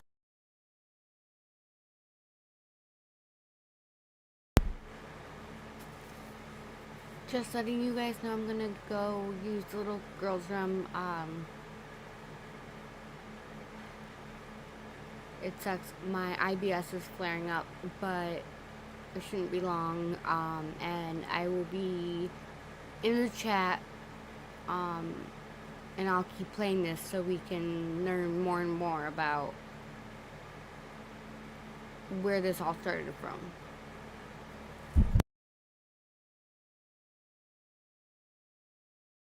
At home, you feel me? Yeah. And when she lost custody of you've been on your own since then? Yes. Are you going to high school, or you're not even high school age? What grade are you in? 9th grade. So you're a freshman in high school? Are you going to high school? You're not. Nah, because I can't get checked into school unless my mom checked me in. Even though she's not even my guardian, so I don't even know how I can get checked into school. I don't know. I'll have to see something about that. I don't know. Do you have anyone you can go to? You just stay at friends' houses or whatever you can figure out? Whoever let me in. I mean, whoever wants to be nice, whoever's up at that time, you feel me? Are you working with a pimp? You're not working with a pimp? I can't do pimps. That's hard to believe at 13 years old. Yes, I know, but what I've experienced, I can't do a pimp. It's like you're outside selling, not to cuss, but you're outside selling your pussy just to give it to a nigga. That doesn't like sit right with me. Like, you're standing outside for nothing. Even though it's bad to stand outside, you're still standing outside for something. Because at the end of the night, you're going to have money in your hand. You feel me? And you're not giving it to nobody. You're spending it on yourself. And I need money. So nobody out here really helping me. They help me when they feel like it, or when I'm giving them something. And I don't give people nothing if they're not giving me nothing. So I guess we're just not going to be helping each other. Yeah. Wow. Tell me about what you're going through, trying to make money this way. I mean, a 13-year-old girl, you start discovering boys, and you're in high school and stuff like that. I mean, you're living a very different life than a typical high school kid. Yeah. Boys, I don't really care about boys. I mean, if it's about money. You're experiencing men, probably. Yeah, men. I had like, it was like kind of like a real relationship. He was like grown as fuck though, like real grown. And after that, I can't do it, because when they know that you're young, I was telling them that, no, I'm not gonna say all that. But when they know that you're young, they try to take advantage of you, and I could tell when somebody's trying to take advantage of me, and I don't go for that anymore. So after that, it was just like, But what I'm going through, it's hard because when people see what my mom is posting on the internet, they look at me like, you a little girl, you just out here running away, not caring, you treating your mama wrong, you doing all this. They don't even listen to me no more. But once people post me, and I guess once I put a sob story out there, that's when they, believe me and listen to me. So that's hard too, because it's like, what else do y'all want me to say? So it's like I have to physically go out there and do shit on my own because nobody wants to believe me. You know? This is why you wanted to come and do a video with me. Yeah. And I'm like, shit, I do need some money, but I did. You feel me? Yeah, I just came out here for Vegas too, so I came out here. What were you doing in Vegas? I I was on the strip. You were working? Yeah. Wow, you're a seasoned vet at 13 years old. Something like that. Is this a horrifying life for a 13-year-old girl? Yeah. Every time like before I go to the blade or anything, like my stomach, it'll feel like I'm finna throw up, like, or I gotta use the bathroom. Number 2, because it's like I'm nervous, my stomach bubbling. It's just. Do these men know you're 13? Shit, probably not. I just dated a guy last night and he told me, I said I'm 16. He said, please tell me that you're younger than that. And I said, why? He said, just tell me that you're younger than that. And I said, no, I'm 16. And he said, just please tell me. Like, it's weird guys like that. He asked me if I had any friends 10 to 14. And yeah, like, it's weirdos out here. Jesus. Yeah. And are drugs a part of your life at all?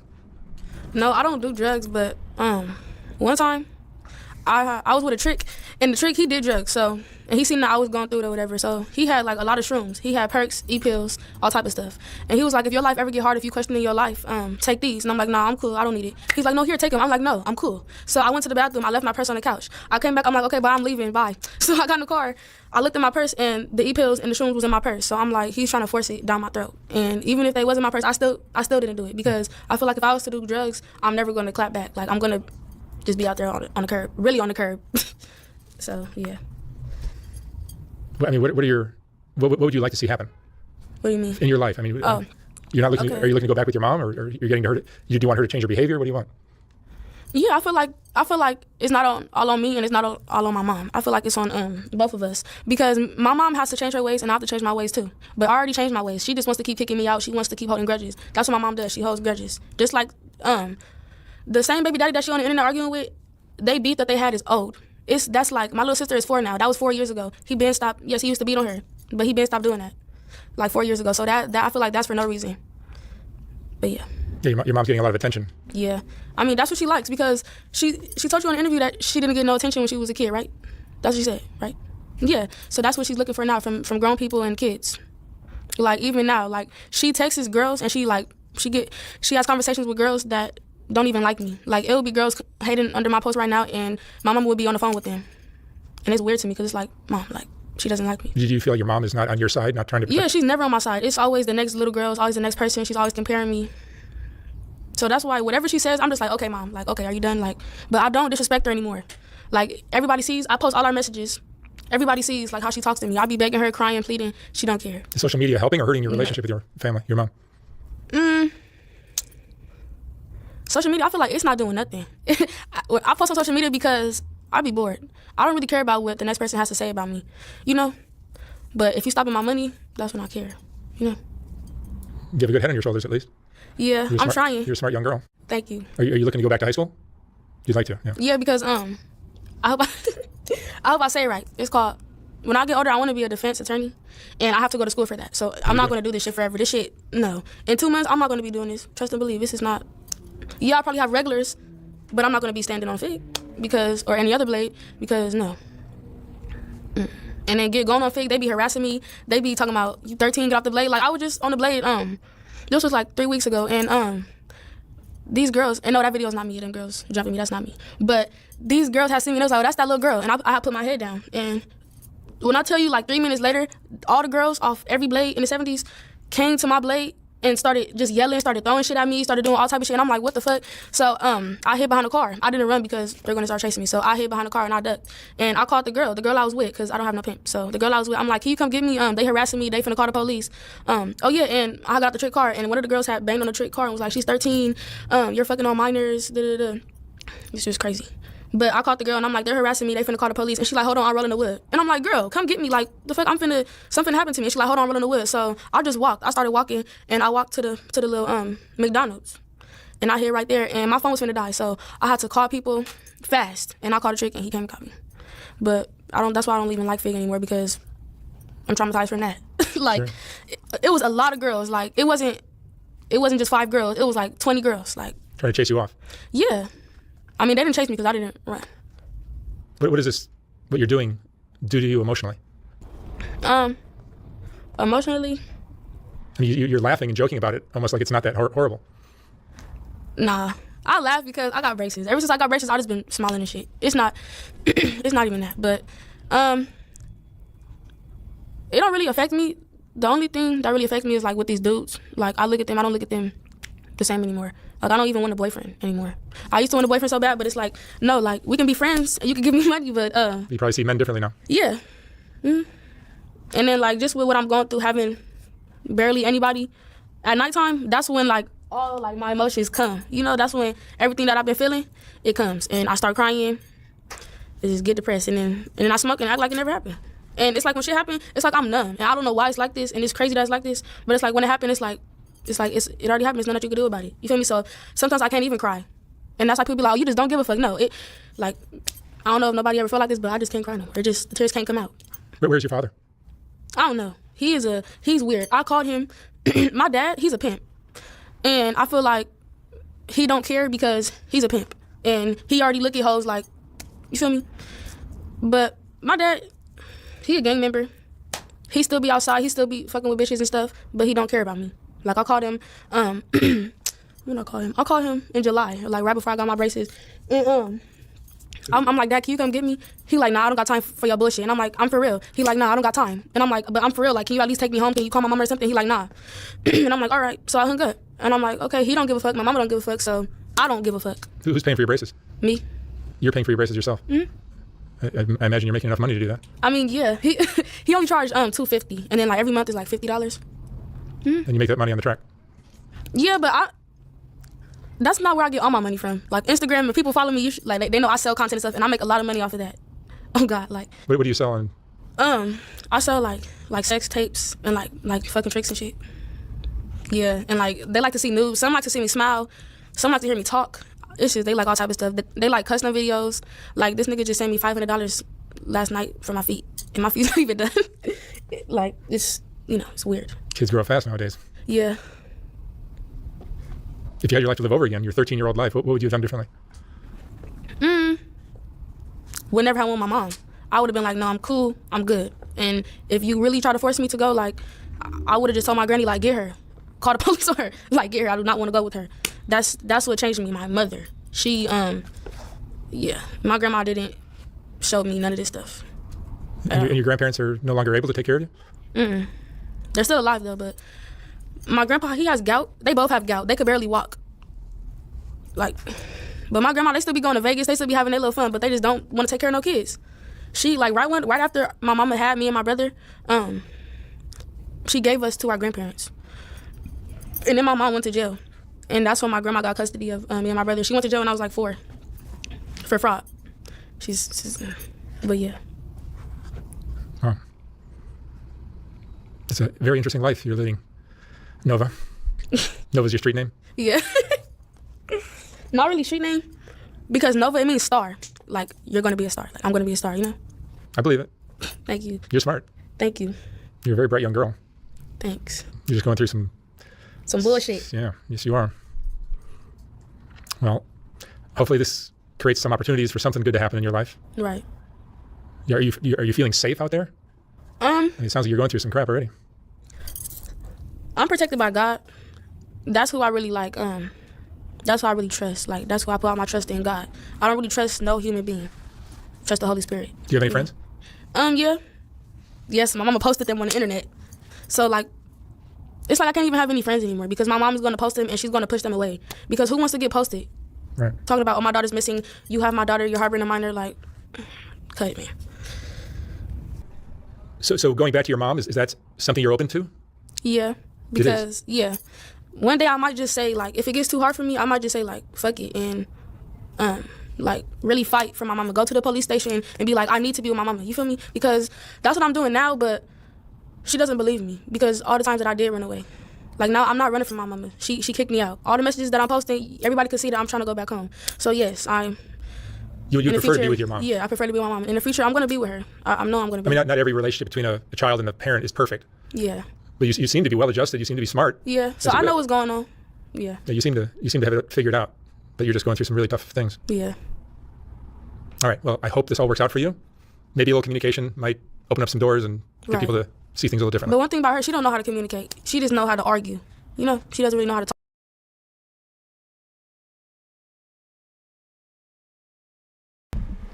Guess I made it back just in time. It's really sad. It seems like this girl was pretty much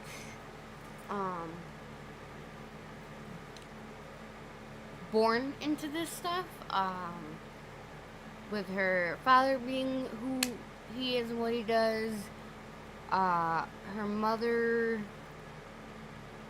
doing the same kind of stuff. So it's like she was pretty much born into the lifestyle. She was born into what she's doing herself, and it's really sad to see because every child deserves to have a childhood. You know, growing up, doing fun things, doing what they want to do. It seems like she has a lot of goals in life. Like, she really wants to do something with her life. But at this point, it's almost impossible for her, and it actually really is sad.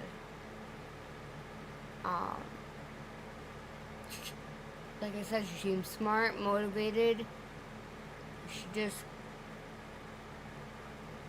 got brought into the world by two people that I don't think deserved her, because she deserves to live a way better life than she's been living. I mean,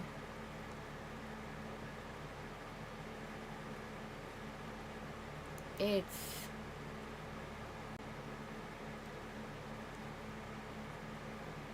crazy. It really is.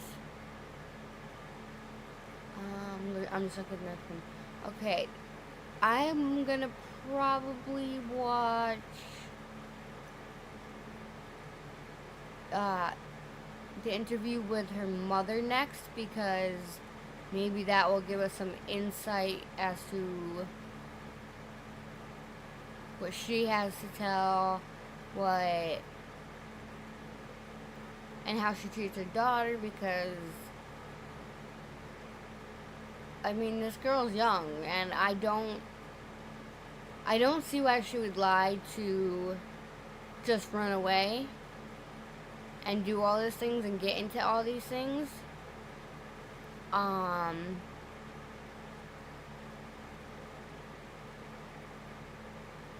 But hey, bud, I'm good. I'm glad you had a good time. But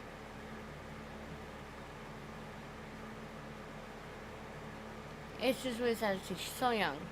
She's 15 now, so I mean, she has her whole life ahead of her, and I hope and I pray all the time that somehow, some way, she'll be able to escape from having to do this and do all of what she was kind of born into, and she can have her own freedom, her own life, and not have to do what she does, and, you know, further her education and go for a career, because it sounds like she really wants to do a career. Like, she's a beautiful kid who has aspirations and goals, and, you know, knows what she wants to kind of go and do, and wants that education. It's just right. It just seems like there's no escape for her right now, and that's what is the worst part. So I continue praying for her every night, and hopefully she can find a way out.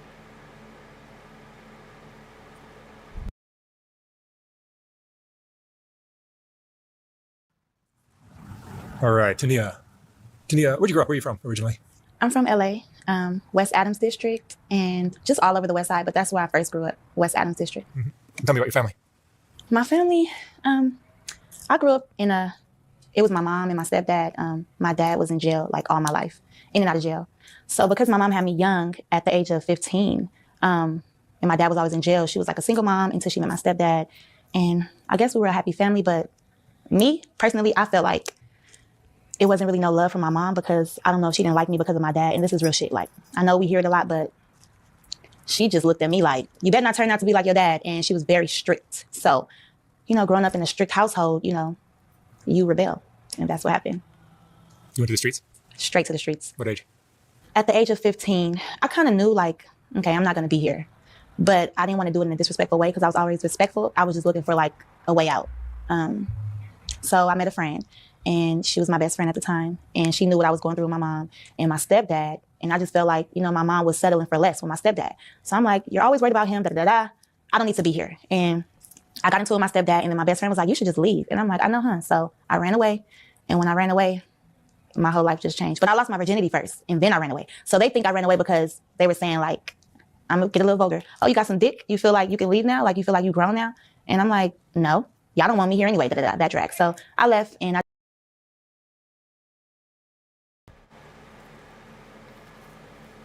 So it seems that even her mother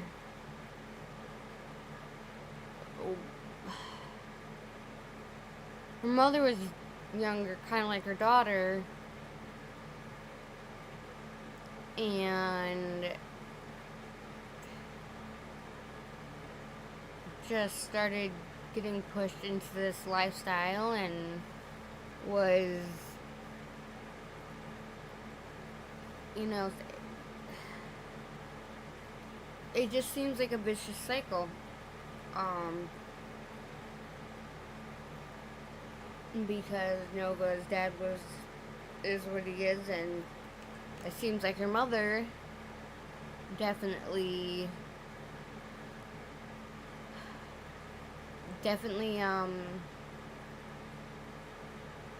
pretty much Nova's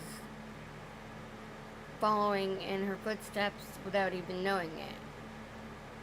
And it's really sad because I don't think Nova wants to do it. I don't think Nova wants to be like that.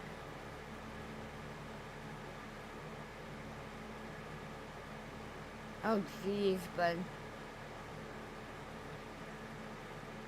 sadly that can happen with a big crowd, fireworks and all that kind of stuff. It's crazy. So just seems like this vicious cycle of this, you know, her and then her daughter and what her father does and all that kind of stuff. It's just, I guess maybe all they knew? I'm not sure. I just started like making money, doing whatever I had to do because I had to survive. Which meant what? Working the streets? That and whatever I could get my hands on as far as money, you know, stealing, finessing, whatever. So you learned how to play men? Exactly. Really fast. And it's like, okay, so when people see you in the street, you know, they kind of get an idea like, oh, this girl ain't got no money. So you want to make some money or you need some money, you know? And the opportunity just came so fast because I'm like, I was mature for my age too. So it was easy for me. Like I used to let them know like how much you got, like, you know, what you got. It was always with me. What do you have to give me? I never just let nobody just, you know, use me. It was always, what can you give me? So I started getting, and it became addictive, like very addictive. So fast money. Oh yeah, fast money. You know, a lot of money for my age, and you know, you get money fast, you go through it fast. So you finished high school? Yeah, I finished high school. So when I was in the streets, I still was like, I kept like a good communication with my family because I didn't want to burn them bridges, you know. And my mom wasn't happy because she didn't like how I still was like surviving in the streets. She was like, this girl thinks she could just be out and do whatever. So me and her relationship was it's still not good. And no matter like what I, you know, try to do, like even if I changed a little bit, she's still not going for it. But yeah, like I kept a good relationship with everybody, and they knew what was going on, and couldn't nobody stop it, basically. But what did you ask me? That was basically what you were doing. So you started out working the streets, but you eventually started doing other things. Yeah, like just at a certain level, and you know, meeting new people, meeting new hustlers. They giving me the game and just telling me like how I should do things. You work with pimps? Have I worked with pimps? Yeah. No, they always try to knock me though, all the time. Still to this day, like, and I got to keep telling them like no. So at this point, they like, oh, you a renegade. Like you just do whatever you want to do. Yep. And so what are you doing currently? How would you describe it? I would describe my life currently. I'm a finesser at heart. I'm gonna always get what I need to get, but not in a bad way. You know, like I said, I always come with it like respectfully.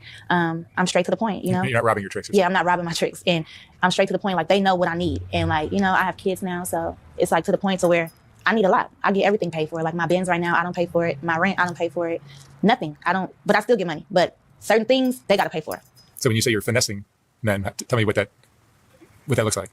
So finessing is, if you got the gift and the gab, like I do, to basically make somebody feel how they need to be felt, if that makes any sense. Whatever their needs are, like, you know, you give it to them, but it's in a way to where you could get so much out of them because of what they need, so you end up getting more. So like, people think finessing is like just tricking somebody. No, my way, I gotta finesse you the right way because I need to keep coming back for more and more and more. It's not just one time with me. What does that mean? Like telling the guy you need this to pay your rent, you need this to... Or like, you know, yep, all of that. Or just basically saying like, you know, like I can do this for you, I could do that for you, and basically being like a necessary thing for these men. And they need it. And I don't know what it is about me, but I got that certain little touch, baby, to where they so always rather than being a hoe on the street, you're more of a sugar baby. Exactly. Sugar baby. Sugar baby. And that makes you better money than working the streets? Oh, yeah. It's more safer. You know, I don't got to worry about, because, you know, people on the street, you deal with so many weirdos, creeps. You can get hurt. So it's like different guy every hour. Every hour, probably every even 30 minutes. Right. And at this point, I need to have, like I said, a relationship with people. So like, I have like millionaires, NFL players, athletes, doctors, real people. How many sugar daddies will you have at one time? I mean, about over 10 at once. Really? And how long will these relationships last? They still going on. Until maybe something like, you know, they don't have enough money, or because, you know, I'm not cheap. I'm really not cheap. You know, when I first started, I used to, you know, when people first start, you get kind of like fucked over. But when I started realizing what my worth was by the type of sugar daddies I was getting, I'm like, wait a minute. I don't need to charge $200 or $300. I need to charge $500, and then I need to charge $1,000. Oh, this one gave me $1,500. So now, you know, I'm getting more, and it's like so easy too, very easy. But you got to know what you're doing now, and it got to be a purpose, you know. And these relationships are sexual sometimes? Yeah, sometimes. Are they not always though? Not always. I get lucky a lot to deal with people who they're so busy and they just want either somebody to talk to, or, you know, I started a career in body rubs. So like I was making so much money with that. Like I'm talking about a day, 3,000, just easy body rubs all day long. But that's a sexual relationship. It is. It's kind of like a girlfriend experience type of thing. You know, they want a body rub once a week and you're seeing them a lot, and like they're giving you everything, you know, on top of gifts when you come, body rubs, oh, let's go out to dinner. It's more than just, you know. And these guys are married or single or both? Both. And then I like when they're married too, because I'm like, we can't do nothing because you're married, you know? And it's not like I wouldn't want to do nothing. Like, it's been a few guys where I'm like, dang, like, maybe I should just stop doing this and I should be with them. But then I have to think like, nah, you're a sugar baby. Stay in your lane. You been in love before? A few times. Has there ever been a client? One of them, I was falling for him, but I couldn't have him. He was taken. And he was very successful. And I loved his whole house. Like, imagine like me, I'm from the hood, right? So while people think, oh, you're touching all this money, you're supposed to be living far. Sometimes you don't. Sometimes you still be stuck in the hood or just going through life. And like I said, fast money. So like you're using it for your needs, and then you got a spending habit and kids and all this. It's not how you really want it to be. But I wanted to stay with him. And he was in a relationship, but you know, they didn't live together. So like I would be there for like a week sometimes, you know, and I could come like in and out. And I love the whining and dining, but it just wasn't my life with him. So I had to like wake up. Do you have a spending addiction? Oh yeah. Yes, I do. Yeah. What I've learned is pretty much almost maybe all these women that do this kind of work have a shopping or spending addiction. Yes, because you got to look the part. You know, you can't just go over there like, you think I'm getting $500 to $1,000 just for looking like trash. Like I got to keep myself kept up, always clean. No, you can do that for less than $1,000. You can. You could look like You really can. You can do everything you need to do with probably $300. Right. And then be done for the day or the week. But it's addictive. But you keep spending. Keep spending. And that's what, Are you saving at all? Are you saving money at all? Yeah, so now I'm smarter now.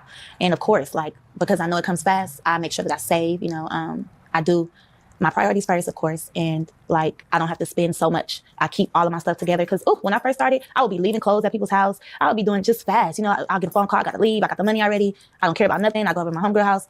I'll let some people wear it. It's like, I was losing a lot. You lose a lot, you gain a lot, but you got to be smart about it. You have to be smart about this shit because it ain't as sweet as it look. What are the downsides of this lifestyle? Does it affect you emotionally? It affects me emotionally. You feel like you're selling yourself? Yes, all the time. And you're a sex object, right? Yeah, like a sex slave, you know? And it even got me into a situation before where, I'm gonna say that in a minute, but I would feel bad because when I try to date, you know, guys will throw it in my face. They'll get mad. Oh, you ain't nothing but a hoe, bitch. You know?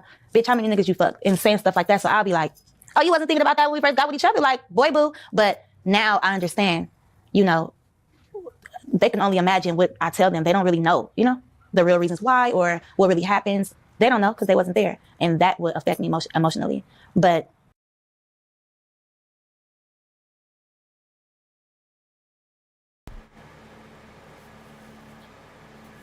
So it seems maybe she didn't even have a childhood. That she started off young. She does different things than her daughter or whatnot, but it seems like she didn't even get to enjoy a childhood like she should have. She had kids early and young, which is it's hard to have kids when you're young.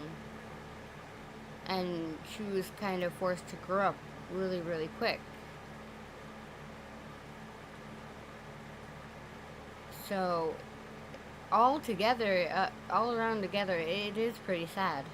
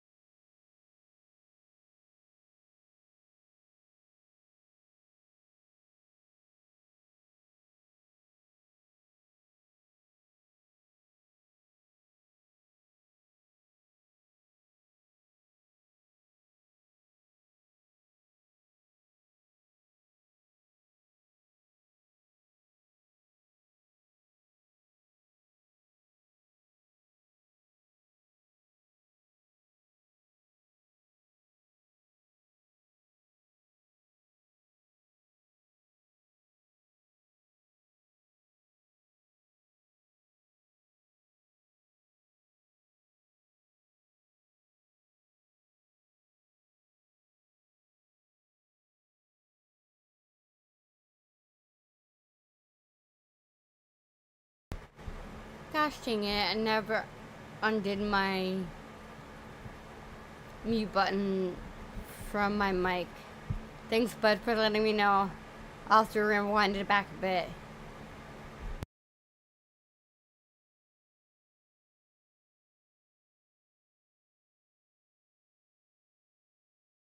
I could finesse anybody. Like, you don't even have to have, I made people who wasn't a trick. Like, they wasn't lying. Like, they didn't do all what they did. I would break their pockets. I'm talking about, I don't care till you have nothing. So what? Get it again. You got a job, don't you? That was my mentality. Like, I never worked. Never. And I've had a whole lot of stuff. I'm always taken care of, you know? What's the most you've gotten from one sure day? One night, $2,900. It was like Christmas Eve. $2,900. And it was to the point to where he asked me, like, do you have a friend? I called my friend. She got like $2,100 from him. And I'm like, I could have got more. But it was cool. What have you learned about men from living this life? What I learned about men is a lot of successful men and just men, period, they need love.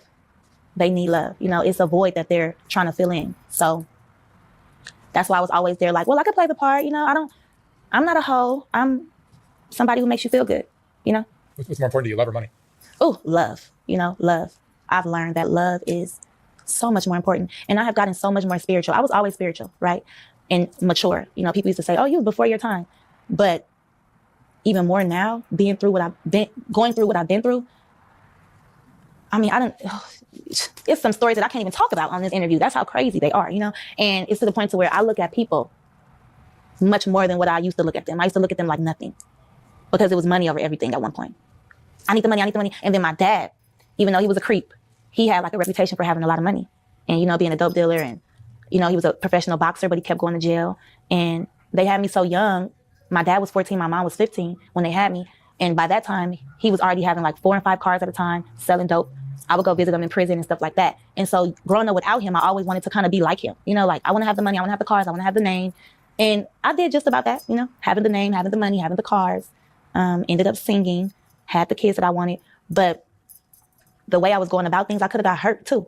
So I was trying to stay off the street, but I'm always in the streets. I'm always networking, like even getting to these people. I talk to one person, we network, and I get to the bag, as we call it, right? I would literally talk to, oh, you a dope dealer? Who you know? Who your clients? Who your customers?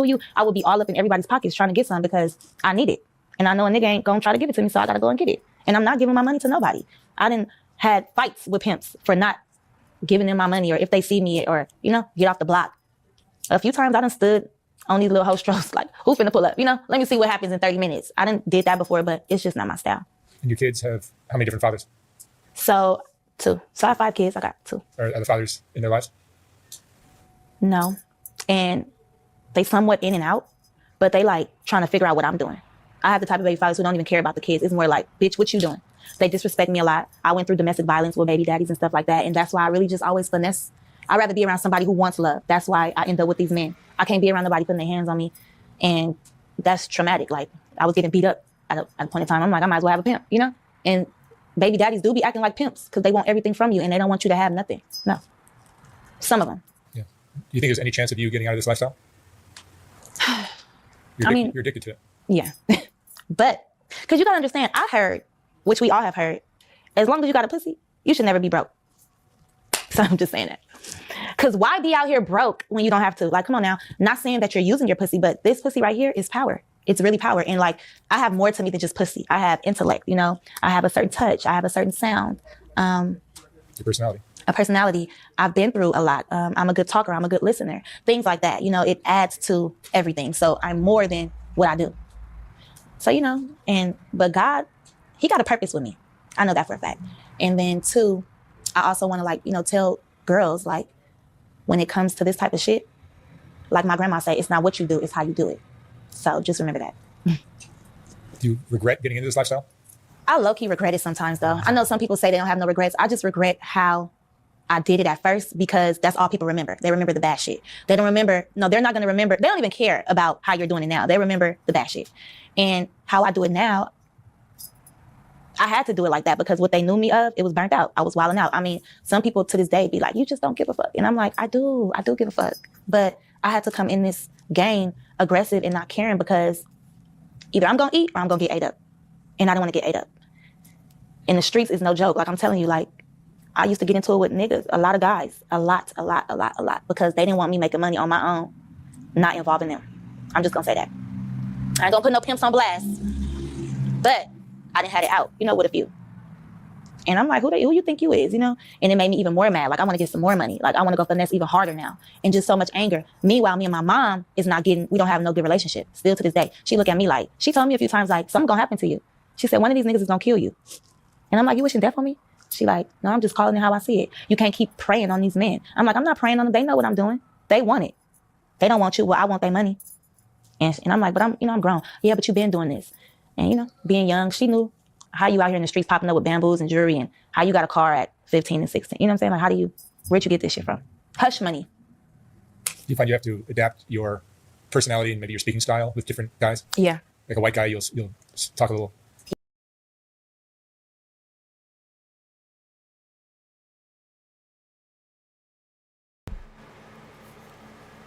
Okay, so that interview was 2 years ago. Now there's one of her mother from a year ago.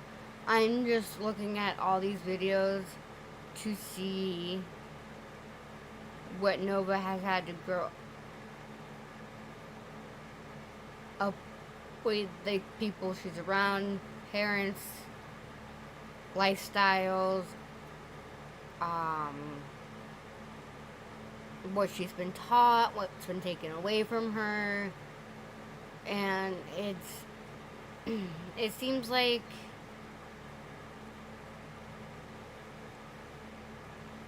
exactly what Nova's doing, but in a different way, her mother had always done since she was young. So it seems her mother never had a childhood, that's sad. And then she had babies, and Nova, the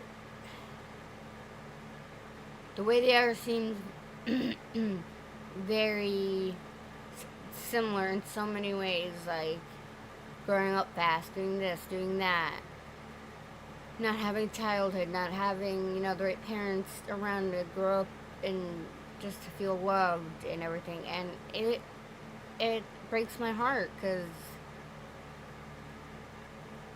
no matter what, everybody deserves parents that love them and show them love. Everybody deserves a childhood. Everybody deserves happiness and none of this stuff. Not this. I know it's,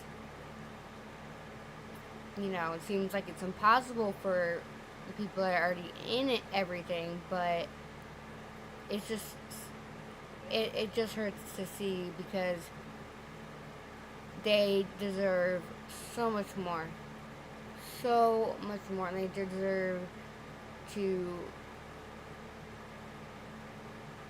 have have had to experience their younger years in better ways, instead of, their childhood was taken away from them. So not is it just Nova, but it's Nova's mom, that it seems like they both didn't get a loving mother and father to raise them like they deserved. They didn't get the childhood they deserved. They didn't get to enjoy being young and just being kids like they deserved. And it's really, really heartbreaking, and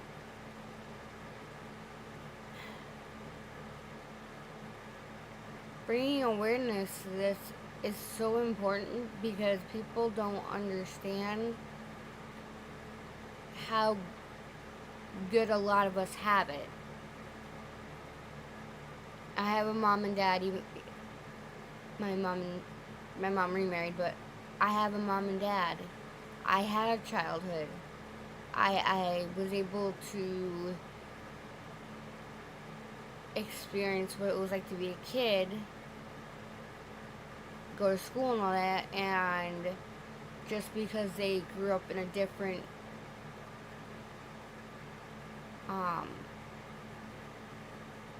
state or city or town, and they didn't get that. They didn't get the mother and father love. They didn't get what they truly, truly deserved. Her and Noah truly deserved better parents that took care of them, that loved them, to guide them. They deserved to have their childhood, riding bikes, going on play dates with their friends, going to school, learning.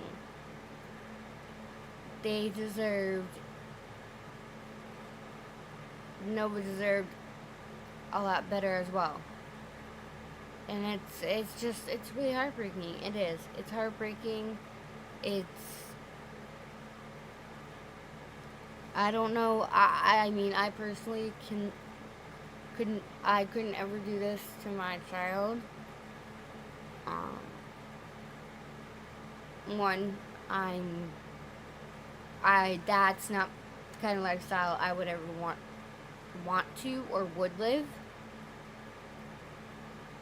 And I wouldn't ever want my child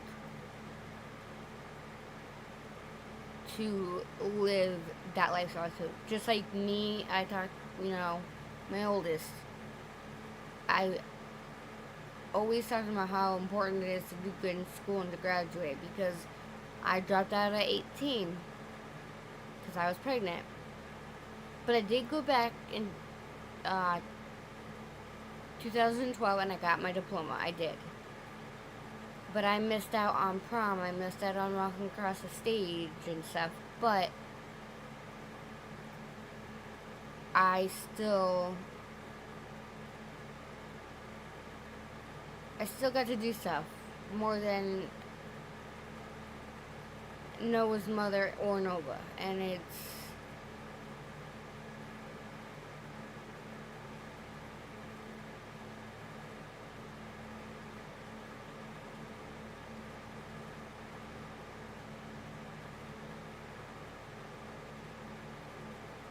yeah.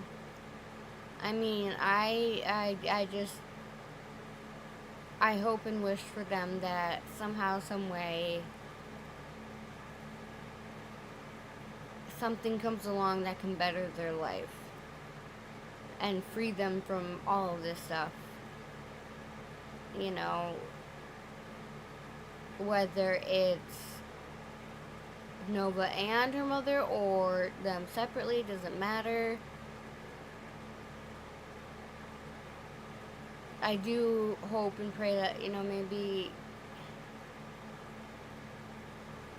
they can somehow have the lifestyle they deserve, because it seems like they're really smart, intellectual, they're people, her mom's a beautiful woman, and Nova's a beautiful young lady and smart and wants to succeed in life, and it seems her mother wanted to do the same things. I mean, now that her mother's older, it's a little bit harder, but for Nova, there could still possibly be a chance.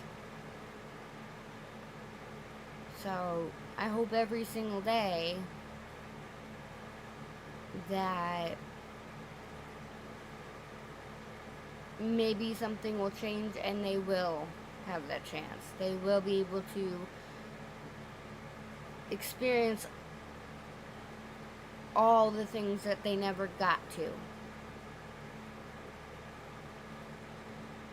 So I pray for them very much so, because they seem very smart, intelligent. They hold themselves very well. And if you put like up a sheet and say they were just talking behind sheets, just their voices, you would never know that they had to live or are living the lifestyle they are, or had to go through what they had to go through, because it's just their personality is way different than what lifestyle they're in. So I'm gonna play this one. It was a year ago. It was Noah's mom, just like I said, to compare things, to see if there's consistencies and stuff like that, and if things have ramped up. So it also gives us a better idea of where Nova could have picked it up from, and where, how Nova got into all of this. And I think that's really important.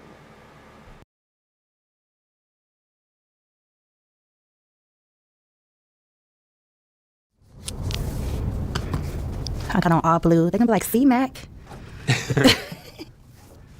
They're going crazy on the internet. Are you and C-Mac back together again? Depends on what week I ask you, right? Yeah, we were together and I kind of like dipped out a little bit. We broke up for right now. We're like an on and off relationship. Mm-hmm. He's an interesting character. Oh, yeah. But I don't... You're an interesting couple. Right. I don't think that he can really handle me, honestly, so I kind of have to dip out this go-round. Like, I have to really make some things happen for myself and my daughter, and he does not like my daughter being on the street. So we're arguing about that all. Do you like your daughter being on the streets? Heck no. Heck no. It was just her birthday. I'll talk about that, and I'm going to tell you what she did. She is off the chain. Is she following in Mom's footsteps? See, what I think she's doing, she's following in my highlights. She's trying to... So, are we starting? Yeah.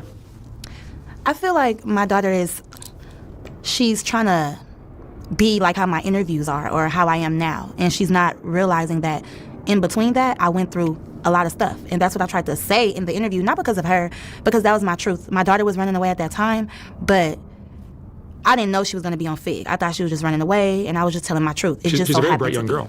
Thank you.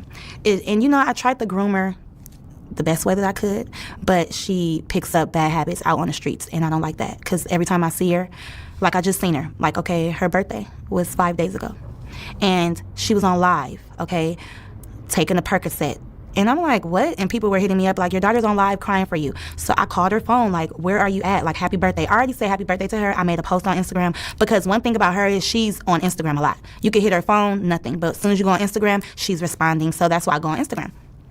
And I hit her up on Instagram. No, I made a post about her, and then that's when people were like, oh, she's on live right now. So then I called her phone, like, are you on live?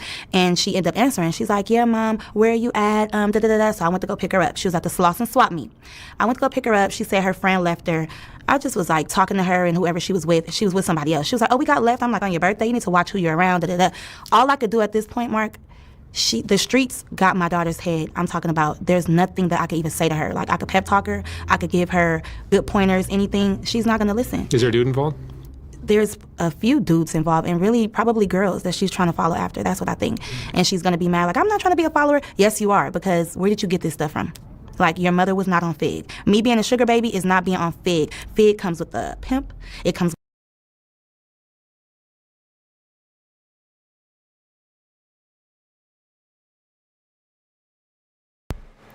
Okay, so I do notice the difference about how what her mother does and what she does. Her mother is more of what they call a sugar baby, which means they're not out on the streets and looking, they're not doing, they don't have to do actual acts to earn money. It seems like Nova's leaned more towards being on a certain street, and then of course when you're out there and you're doing all this stuff, a lot of times it's to just numb everything. You get into bad habits, bad things. You happen to get into, drugs and drinking and everything that's just not good. So now I can see the difference between her mother and her. They're very similar, especially with their upbringings. I'm not saying she's a good mom, because we've already heard things. But it seems like her mother did one certain thing and Nova went a different way, down a pathway that led her to working on the streets and doing more than what a sugar mama, I guess, or a sugar baby would do. And that also led into her trying other things. And, and I can't blame the fathers for not wanting their kids on the street. I mean, that I would be the same way.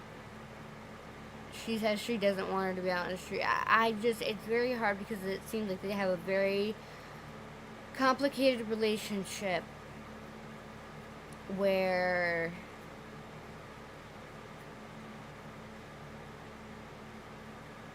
her mother could be this way on an interview, but not this way in real life. It could be that Nova could be a little bit more rebellious than she seems to be, but it doesn't matter. No matter what, Nova is a 15-year-old girl that, you know, it could be a life and death situation.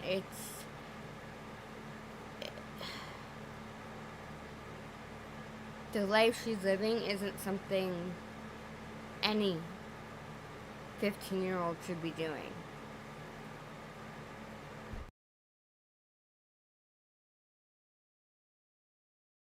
With problems, you're a minor, you're making the spot hot, first of all. And it's a lot of young girls who are like they're really like, they don't know whether to beat her up when they see her or to talk to her. You get what I'm saying? Like, don't nobody want to put their hands on a minor. And I say beat her up because out there in those streets, anything goes. Like, you know, like somebody could be mad. Oh, you're a minor making money. Oh, who do you think you are? Oh, you're making the police come over here. All type of stuff. And it's just like, I'm not even there to help her. She does not want my help. And when I say there's nothing that I could say, if a kid is not listening, being rebellious, what can you do? Like, I have lost a few pounds stressing over my daughter. Like, I was a little bit thicker than this. And it's not like I really care about my weight, but I do. Because that's health. That's my mental health. And so, besides that fact, when I pulled up on my daughter, I talked to her.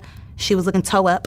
I got her hair done. I got her outfit. We talked. We went to go get something to eat, some food. So I talked to her and her friend. I'm like, okay, what do you want to do for your birthday? She let me know what I want to do, what she wanted to do. Right after that, I'm like, okay, like, are you going to come home? Let's go to the doctor. Let's go get checked. She went with me. We went to the doctor. The next day, I get a phone call. Now, mind you, I am a mother, so, you know, I have to handle business. So if I tell my child, stay in the house, I don't expect for you to run away. I can't take you everywhere I go with me. I did that once before. It was annoying. She just wanted to stay in the car. I don't have time for that. So, okay, she's at home, and I get a phone call because I have a sitter there watching her and her sisters. And, of course, she can watch her sisters, too, but you're supposed to be in the house. I get a phone call. She busted up all the TVs. She busted up the TVs. She left. And then I texted her, like, did you leave? Did you mess up the TVs? Oh, yeah, Mom, I was mad. I'm sorry. I'll get some more money to get them fixed. Wait a minute. Just because you could go out on Fig or call a trick or whatever, you think that you could just bust somebody's shit up? That's what I don't like. And what people don't understand, when I came, like my first interview, right after I did my first interview with you, Mark, I went on a reality TV show. I already had children's services on my ass about my daughter from running away. Not Fig yet. So I went on the reality show trying to act all, you know, keeping it classy because I had social workers looking at my every move. Well, my daughter had lied, okay, to the social worker, and she admitted, but she lied just to be at somebody else's house that I used to hit her. So she was running away, and they told my daughter, like, in order to stay here, you have to make a police report on your mom, and you have to say that you're getting beat because we can't harbor a minor. So I guess this lady had, like, a foster care license. She thought that was about to be her foster mama. They was just planning, like, they were about to live with each other, probably split the check on some ghetto shit, right? Okay. I find out. I ended up blowing the whole spot. She ended up being mad at me. She kept running away over to this house. So I just felt like if I went on a reality TV show, just, you know, acting hostile, aggressive, it was going to match up with what my daughter was lying and saying. So when my daughter confessed, you know, I tried my best. We even went out to Vegas. We went out to Texas. We went out to where my mom lives. It did not work. She even went to jail out there. She went to jail for 2 weeks because Texas, they don't play. For prostitution? No, not even prostitution because it wasn't prostitution yet until we came back. So she went out there and she ended up hitting my mom. And my mom was like, I'm calling the police because my mom don't play that. So my mom called the police. Texas has different laws, and they took her to jail for assault. When they took her to jail for assault, she went to jail for 2 weeks. My mom was like, don't talk to her. Don't put, you know, no money on the phone. Like, let her really, like, suffer. I couldn't let my baby suffer because I'm like, this is her first time. Like, I don't want her talking to nobody. And I feel like the only wrong thing that I have done as a mother is kind of, like, be too lenient with her, you know, like, or nice because she's me. I see innocent, pretty, cute face. I'm like, oh, baby. But then when she be doing all what she doing, I don't be right there. Like, when she busted the TVs, I'm not right there. When she's on Fig, I'm not right there. That's why she has to run away to do it because if she could do it in my house, she would do it. Like, has all the attention, the social media fame been a problem? I mean, that's what it seems like to be a problem with you guys. Man, a total problem. Like, I think she likes it. I really think that she likes it. I think you like it too, though. Oh, no. I mean, I like it as far as, you know me, I'm like a motivational speaker too. So I like to get my story out there, be transparent, to kind of like vent myself and to help others, like for real shit. Like, I could be down and out, and I'll still help somebody, you know, because it's just in me. I'm not like, oh, I gotta wait till I get my shit together, then I'm gonna help you. No, and then it's therapeutic for me, talking about my problems to other women or young girls or whatever. But my daughter, I never knew that would be the young girl that I would have to motivate, set a good example for. But you could set a good example. But she not looking at me, she probably looking at Sexy Red. Y'all saying me, I see the comments, oh, you know, apple don't fall too far from the tree. She has a father, too, that is off the goddamn chain, first of all. He was doing the same shit at 12 years old, robbing, stealing, and doing all that stuff, you get what I'm saying, from his family, and burning his bridges with his family. And something that he did at 12 years old is still kicking his ass right now. We're not going to say, but, you know, the streets is a motherfucker. So it's like, I tell my daughter, like, you know what you're doing right now, you're molding your life. Fuck what I did. Fuck what somebody else did. This is your life, you know? She don't care about that motivational shit. She don't care about that Black Power, sister soldier shit. She don't care. So I'm like, okay. And I am a sweet woman. I am a sweet girl, but I do have a feisty side, Mark. And I don't think that my daughter really can handle. Remember I was talking about my mom, how strict she was? Like, she wants me to be more of her friend, you know, but I'm not your friend. I'm your mom. So when I discipline you, you can't just jet out. And then she calls me, oh, Mom. Like, she calls me, like, last night. Oh, yeah, I just got into it with this girl. I told her I was on such and such street. I don't care if she pulls up. I'm like, why are you starting shit? She like, it's okay, Mom. I don't care, because everybody want to fight me anyway. So she just causes all these problems. Is she not in school right now? She don't want to go to school. She do not want to go to school. This girl cannot, even when I had her for her birthday. Bro, you have to be at home for at least 2 days for me to even check you in. Then the way she just abruptly just comes, you know, it'll be the weekend, and then she'll get a few days. 13, 14-year-old should be in school. Yeah. That should be in school, and she does not want to go. It's like, I'll drag her to school, but all she gonna do is cause problems. In Texas, she was getting in trouble at school. They were putting her in like in school suspension, ISS, right? Where you're in trouble at school. Then they kicked her out of the school. How about this? So she was already on the little Texas probation, and they told me like, oh yeah, she's gonna have to go to an alternative school. I'm like, I'm not about to be in all this in Texas when I could be doing this. You gonna fuck around and get hung in the South, messing with these people. So I'm just like, you know what? So I asked her when we came back to LA, I said, okay, you're turning, and this was last year, I said, you're turning 13. So what are you trying to do with your life? I just want to go stay with my grandma. So I drove from out there. We went to grandma's house. Grandma was like, my granny was like, I'm too old. I can't take no kids, especially no disrespectful kids. So I said, please just help me. You know, she said she's going to do good. I dropped her off. 24 hours later, I'm getting a phone call talking about, and this is my grandma, crying in tears.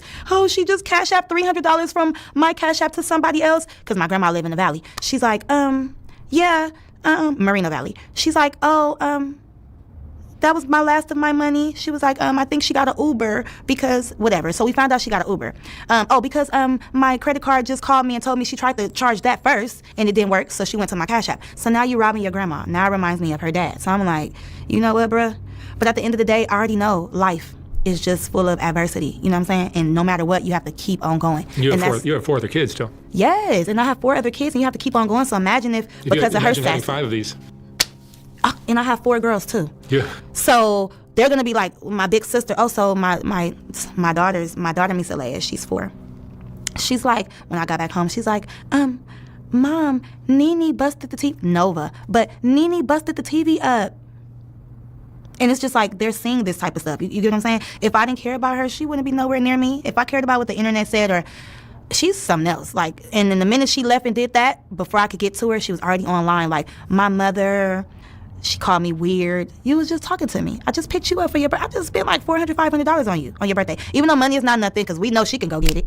But it's just the point. Like, would your mother, who didn't care about you, spend her earned? I didn't put it online that I did it. I didn't vlog and say, oh yeah, we're going shopping. I didn't let Instagram know. I was low-key, Mark, before she really was out here. I had to put out a missing report for her and everything. You know what I'm saying? So I had to put myself in her situation. I was not trying to hide it or nothing. I never was embarrassed or nothing. I think her dad was embarrassed. But her dad went to go pick her up. And he pulled up to Benz, rims, flashy. Like, come on now. Like, her daddy is somebody out here, right? Whatever. And I couldn't believe it, because I'm like, I couldn't get him to pull up, but you can. So, you know, your daddy love you. No, he don't. Oh, he came too late in my life. Da-da-da-da-da. But he came to get you, because I've been trying to get in touch with this nigga, and look, it took for you. So she's not realizing what, you know, your blessings come in a disguise. It don't even come how you want it to come. So maybe, okay, you did all this, your daddy came back in the picture, this was your test to see. And he even told her, Mark, like, if you need anything, let me know. But she so want to make her own money. Like, why do you want to make your own money so bad? And then I told her, do YouTube, do this, do that. Oh, no, it's fake. You fake. She out here lying and she out here doing everything. But I told my whole life and I got chewed out. So I wanted to say another thing, like, they count you the fuck out when you tell the truth. They count you out. But when you lying, oh yeah, everything is all good. Oh yeah, come in. They love lies. I'm sitting here telling y'all the truth. You know what I'm saying? And I'm no better than nobody. I told y'all. I'm just regular but not regular. And I'm not regular because I'm making sure I'm not going to be regular. I don't want to be regular. I'm trying to teach y'all bitches. And it's just like, And now I'm becoming a legend out here in these streets. And everybody wants to talk shit and say, oh, the mom must not give a fuck. Man, y'all know our mamas gave a fuck and we still did whatever we wanted to do. Let's be for real. We live in LA. It's so many shit out here. This is not a little small town. This is the big city, baby. So we're out here. What's your relationship like now with your mom and dad? So that's why in my interview, I was like, my relationship is not really that good with my mom now because every time it gets better, and something goes bad in my life, like for instance, my daughter. Not trying to blame my daughter, but my mom looks down on that. Like, I thought she was just doing good, and now she's back mad. So my mom is like, if you ain't doing all the way good, she don't want to fuck with you. That's why. And I feel like I done fucked up so much. That's why I'm telling my daughter, if you fuck up so much, people just gonna look at you like, I mean, my daughter's going fast. Oh, so my mom, she hit my mom. She's done stole from my grandma. So you can imagine the relationship between me and my family now. My daughter does a lot, bro. Like, even my baby father that I don't talk to, she was talking to him. And I posted it on my Instagram, like, this is, why is he talking to her? This is not right. Basically on some pedophile type shit. Because he had sent her some money. But I don't care because you don't talk to me. So I just was like, okay, whatever. So I posted it and they got my page deleted. And I was just like, that's what I'm saying. You tell the truth, they want to knock you down. So even the police, they don't really help too much. So I'm going to have to end up figuring this out. But I'm coming up with a plan for my daughter because I know that it's real serious. The internet is involved. Family ain't fucking with us. It's like leaving only me. You know? A lot of chaos. A lot of chaos. And you think I'm about to sweat? I don't have no time to. I'm so busy literally taking care of kids. And a lot of people were saying, oh, well, where do your kids be at? Obviously, somewhere away from all of this bull crap because while I'm out in the street not out in the street doing nothing bad, but like, I want my kids safe. My daughter got we go out, we do things. We still go to the park, we still go to the mall. You have the other 4 kids under your roof? Yes, so what ended up happening was, and the interview, when I first sat with you, you asked me, did I have my kids? I had all of them. We were all like happily ever after, living in our apartment. Well, when I went to Texas and my daughter ended up going to jail, my son was like, Mom, can I stay? And I felt so bad because I'm like, you don't want to come back with me? And he was like, I just want to play basketball. But I knew my son, he wanted the stability. He was like, bitch, I don't know where we about to go now. We done just drove all the way out here. Where you about to go next? New York?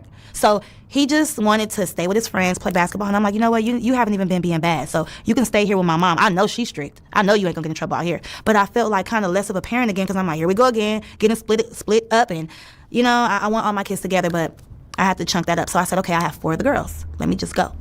And the fact that my daughter is still doing what she's doing, I'm like, so what did we do all this for? I could have still had my son with me. So, I talk to my son every other day. You know how it is. Sometimes I don't talk to him for like a week. And I'm like, why you not calling me? Because I be just so busy. And he's in Texas? So. And you have 4 girls? 4 girls. They're in school now. See, at first they weren't in school. I was just like at home. They were always with me. I got into a relationship, which we broke up already. Once again, because of my daughter again. Like, y'all just don't even know what I deal with. I was dating C-Mac, everybody knows. And when I was dating him, a lot of people was hitting him up like, she was on Soft White Underbelly and she's a sugar baby. her daughter's a prostitute. He was like, whoa, what? So I had to break it down like, oh, what happened was, but I had to keep it real with him. Like, you've been around gangs and all that. It's kind of like the same thing, It's very addictive and it's toxic and it's hard to get out of. And he kind of understood for a little bit, but it's like when I'm not in his face, he flips out. So for the record, we really broke up because I have to be a mom and I can't really be with him all day long how he wants me to. So I'm like, damn, why are you making it seem like I got so much baggage? Like, make it happen, Be with me for a few days, handle business. If you can't do that and you can't keep on bringing up my daughter because if you're not helping, like literally, don't say nothing about it. What did they say? If you don't have nothing nice to say, don't say it at all. So I just feel like I wasn't too hard on him because he don't have no kids, so he don't know. So people who don't have kids be raising kids is hard. Yeah, they be like, oh, I would never let my daughter do that. Well, raising 4 kids, 5 kids is gonna be really hard. By yourself too, and I never really had no help because I told you these guys, they're so jealous of what I do, how I make money, or me being around guys, other guys. You got to be strong for that. They think I'm cheating every 5 minutes, but whatever. So me and C-Mac did what we did. I don't like his attitude when it comes to like my daughter. That's what I don't like. Like, he talks a lot of shit about her, and she was talking a lot of stuff about him too. I'm like, stop talking about this grown-ass man. I don't like him for you, Mom. And then we broke up. Oh, I wish you guys were together again, Mom. She's such a fucking manipulative kid, I'm telling you. But she's smart. She gets it from me. Like, I'm like, if you're smart enough to be manipulative like that, you could use it towards something else. I mean, you're not going to be perfect, but what you're doing is crazy. No, she's a very bright young girl. Right. But she's applying it in a way that's not really going to... She cheating. Because let me tell you, she's using manifestation. She's using spirituality. She's using God in a good way. You know, like when she needs God, as she should, she prays. But I feel like because she knows that she has that, like those tools, she's going to like use them. So she's like, oh, all I got to do is ask God for forgiveness. Oh, all I got to do is, call my mom, and she's pretty positive. She'll get over it. I'm not getting over it. I'm just moving forward because, like I said, we're going to deal with all this. Even if I was doing perfect, Mark, which I was. People in the comments was like, because you had pinned my God Sent Tania page, right? They were confused. Well, I have been on my spirituality. I will always forever be a sugar baby until I get into a serious relationship. But I really took it to another level, educating myself on, like, life. Because I seen my daughter growing up. I seen her having mood swings before she ran away. Before she ran away, I seen in her phone her lying about her age, her sending nudes and stuff like that. So I didn't know she was going to be bold enough to go on Fig, but it was when she ran away and seen other runaways and then obviously ran into another prostitute. Has nothing to do with mommy. But coincidentally, and it's okay because God does these things. I did the interview at the same time that she jumped off the porch and got on Fig. And she probably did take some pointers, but then she told me, like, Mom, I got out there and I realized, like, it's not like how it seems. So she knows, right? But with this fame that she has to keep it going. So I feel like if she just stops, maybe her little bitty mind would think, oh, I threw in the towel, I couldn't do it, I look like a failure. I know how you could feel. But think about this. These same people who are talking about you, they really don't care too much about your life. They really they're there for entertainment. So whatever you choose to entertain them with, be careful. Because it's really fucking up your life at the same time, and then they're laughing, and then you're crying at night, and then you're doing your mother like this, and you only get one mom. And then you got me as a mom, bitch. Nah. But I really feel like she needs to I'm not disowning her.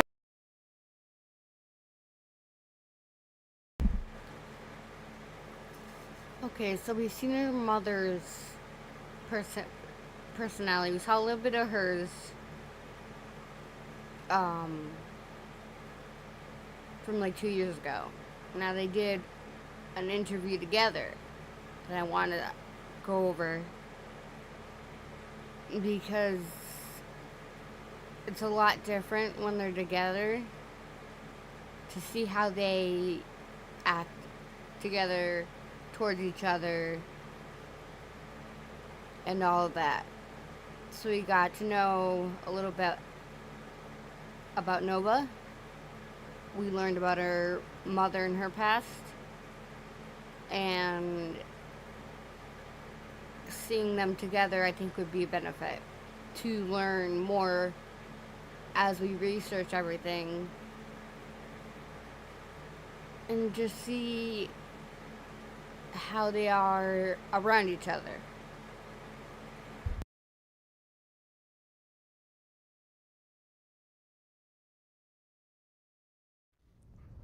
Nova and Tania. Welcome back, you guys. Hey, Mark. Hey, Mark. So lots has happened. You guys have been through a lot since last time you were sitting in these chairs. Yes. Tania, you've been in New York, right? Yes. I just Me came too. back. Yeah. And you have a baby. Yeah. Who's this? This is King. King. Yeah. I just came back from New York, literally, a few days ago. And I was only out there because of this one. But you didn't stay in New York. Did you, Nova? Mm-mm. I went out there, the first time I went out there with my cousin, and then we went to jail. And then I was in jail for a month. And then after that, I came back out here for like 2 weeks, and then I went back. And still didn't come see me, but that's another story. Oh, boy. Because she wasn't answering the phone. Are you guys getting along? Yeah. We're getting along. I mean, so much better because I just said, you know what? I took accountability, first of all, because I just started to notice, like, why are you like this? Is it really me? And I just was like, you know what? I have, like, the way that I teach my kids, I could tell by my 5-year-old, I do mature them a little bit older because what we be going through. What we be going through, I want them to be aware of everything, you know. I would rather me tell them things first or just, and I realize like maybe I got these kids in survival mode. I don't know. I think so. I'm always saying be tough, keep it going, you know, don't express yourself to nobody. Whatever you want, you can get, all of that type of stuff. And you know, Nova, Nene, I call her Nene. Mom, don't do all that on here. She takes it to a whole nother level. But you say you like when I call you Nene. No, they people gonna start calling me Nene. You know, she wants to do everything, but I just came to the conclusion, like, you know, let me let her be herself, because when I left, baby, she was really maturing. Like, her YouTube, yeah, when I left, like, it's like you were able to be yourself. And I'm like, oh, so this is what she wanted me to do. Let her literally be. And she just found out a whole lot of things, like the hard way. My YouTube have been going up, for real. But why do it go up? Why do you think they like you so much? Because my story and because I'm strong. And you real, like, I keep going. You real, that's why they watch raw. me for real, Mom. They be like, I watch you because you make me keep going, because I see how you keep going, you know? But what makes you keep going now? God. So you literally be like, God? No, I be praying to God, literally, Mom. You know how it is. Like, you know when you feeling weak, you pray to God, and then you get that back.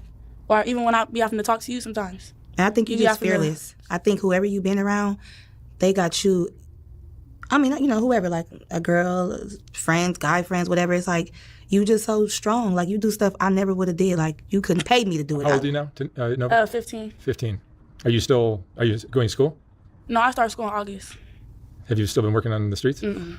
Or motels or hotels or anything like that? You're not doing sex work? Mm-mm. No. You're not selling videos? No. Tell the truth.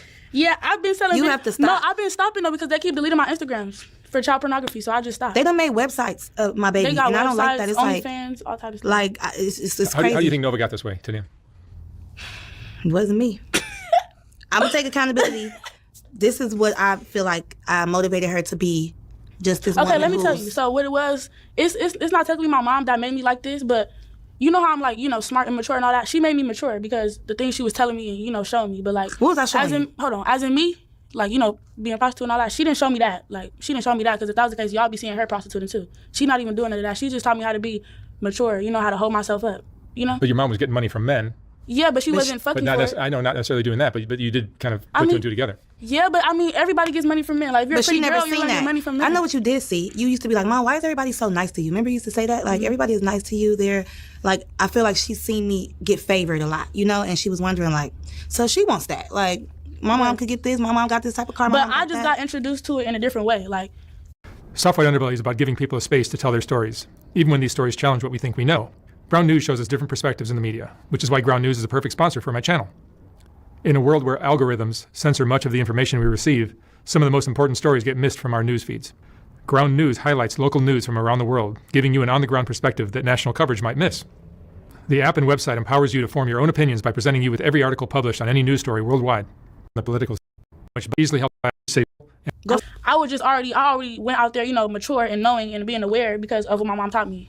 But the whole process stuff, it don't really got nothing to do with her. And it was believable. Like, I feel like people don't, they always say, is she really that age? Because when you have a conversation with her, even though she's young, it's like she know a lot. And I'd be like, dang, how much was you listening? Like, I thought I was just venting because I didn't have no therapist. So at 10 years old, I used to be talking to her like, yeah. And then, like when I was 9 and 10, like she used to be telling me all the stories, everything, what she did in situations. That's how I know what to do in these situations. And I used to say, if you ever get in a situation like this or whatever the case, because you never know, like anything could happen. God forbid, you know, you would want to tell your daughter before anybody else lied to her. I could tell her the truth. That's how I look at it. But I realize she's so much more.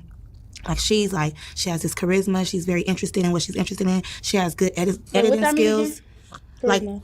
Like charisma, it means, well, this is what I think it means. It's like everything about you is like this animated, curious type of, you know, don't give me the quote on definitions, but your personality is like, your persona is like, it just jumps out at you and it makes you like kind of like unique and stand out. Mm-hmm. I look at you like, okay, she one of them ones that I would just look at and be very intrigued with. Like, and that's just that. I mean, you all over the place. You're very talented, but at the end of the day, in these days, it could get misconstrued. You could get in the hands of a pimp who won't even value you. And that's when shit gonna go wrong. Cause it's like, you could be so much more. And it's like, we all see it. We can see right through you, girl. Right, and even me not dealing with pimps, I never seen you deal with no nigga like that was taking your money and that's probably why I got that mindset, like, I'm not finna have no pimp. And don't get me wrong, guys do. They try it all day long. Oh, yeah, you get money, you do this, what's up, can I have this? And, you know, I done been nice to a few guys, and I just realized, like, hold up, are you trying to take advantage of me? Like, huh?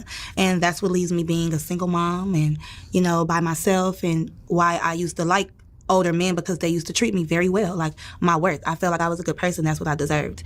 But that could get looked down on. But I'm like, I just want to be like treated right. That's it. I want somebody who values me for me, not just want to use my body, use me up, use my money, and when they're done with me, just throw me away like I'm not nothing. And that's what I wanted to teach my daughter, but it comes off so much harder because I have to be the mom and the dad, and then it makes her be without a dad. And then when people in your head telling you different stuff, telling the kid different things, you got to go extra harder. You got to, you know? Like. First of all, they would tell my daughter, oh, yeah, if your mom really loved you, and she would think, like, yeah, my mom did just, you know, call me up ERTCH. Or, I'm not going to lie. Like, when I was in New York, I went off on her, and that went viral, too. I was like, are you recording me? I went off on her, and people were like, oh, they was dragging me. Y'all was dragging me so bad. You've been through a lot on social media. I was crying because I'm like, I'm not really like that. She called me on a bad day. First of all, this is what happened. I went outside. I was on a flat. It was cold in New York, and she called me. Can you check me into school? I'm like, how I'm going to check you into school and I'm in New York? Mind you, she hit up this other rapper.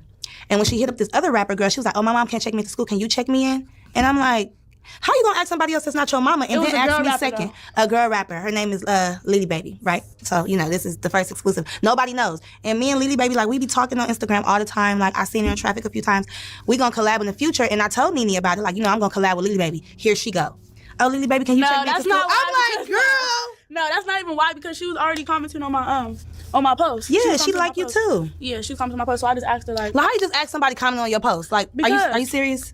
Y'all cool? She in LA. So that's the thing. Y'all cool, she in LA, you not. So can you check me into school because my mama in New York? But I'm in New York chasing after you. And then that's the thing too. Like, yeah, I'll and then I'll be saying that, but it's not really gonna work like that. Like, you can't just get a kid and check me into school. You gotta do all this background. But this is the thing though. You also need the parent. Like, unless the parent is absent and, you know, on drugs or not around or whatever. But like, I'm very much here.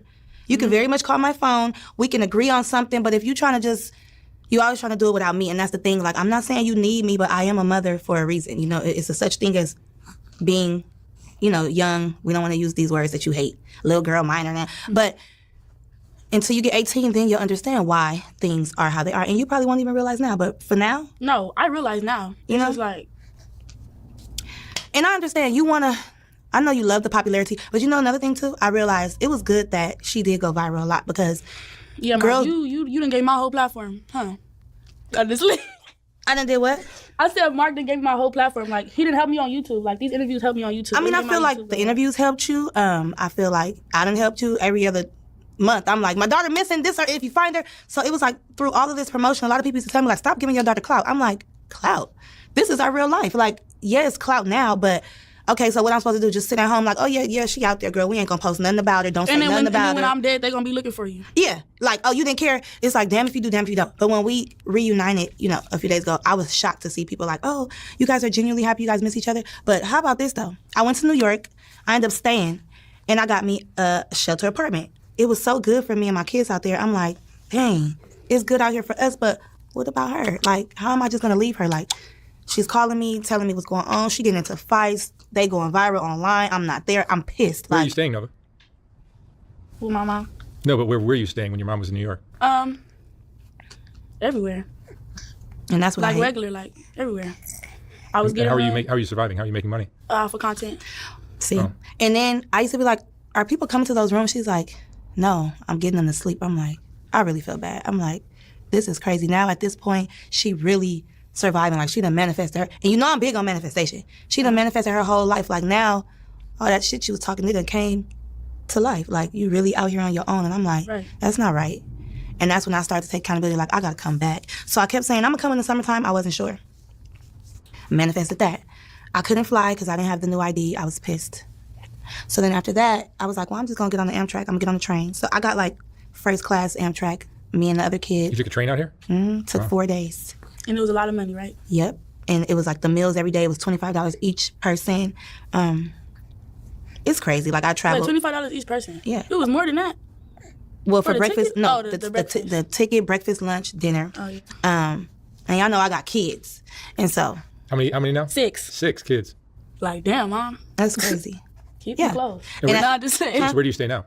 So I stay in LA, and you know, I do a lot. She keeps spinning around. I do a lot, like from saving, hustling and bustling, busting my ass as a single mom. I'm selling ebooks. Okay, so this is how I got out here, y'all. On my last interview, or maybe one of them, I said that's what I Yeah, want them to people do. been buying them ebooks. I write my ebooks. I'm selling like 8 of them. And the book is what?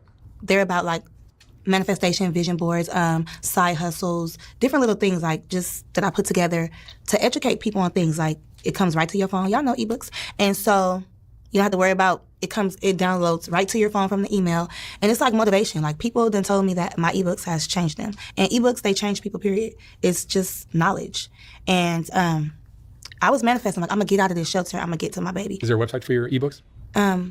Well, I sell them on Stan Store. So if you go to my Instagram, I love Tania _ then you could get the ebooks. Click the link in my bio. There we go. And you could get them. But yeah, so I just been working hard just trying to just mend our relationship for one, right? Because it kind of spiraled out of control. I don't want her to get the wrong idea. And I it's actually want never to really save her. been like, I'm not gonna lie, like the whole little point of view that they got on us, like we really be getting into it. We don't really be getting into it like that. Like, Do you guys we really, get along better than what people think? Yeah, like, Mom, let me talk. Okay. So look, like we get along, but like when she be trying to like have me stay in the house for extra long and like don't want me to go outside, that's when it gets out of hand. Because like, But she Mom, wanna you know stay I need to go outside. outside. No, I be going outside and I be trying to go with my friends.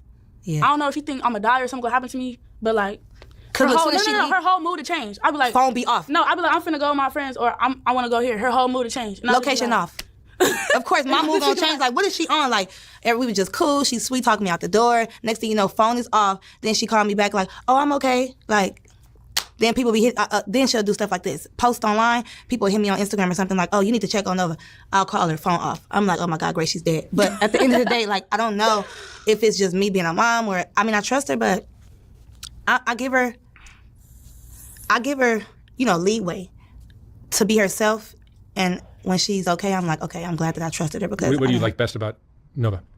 Ooh, I like how she's like when she don't play no games. She way worse than me. Like I'm nice, and she's like, I wouldn't go for that. No, I like how she stand up for herself. Like She's a great communicator. she's a great communicator too. That was gonna get to that too. Like you know. And remember, I used to be bad with that. She used to be bad with that. That's what I was about to say. She came a long way. I still stutter, but like I used to be scared to talk because I used to stutter. Remember? And I used to be like, talk.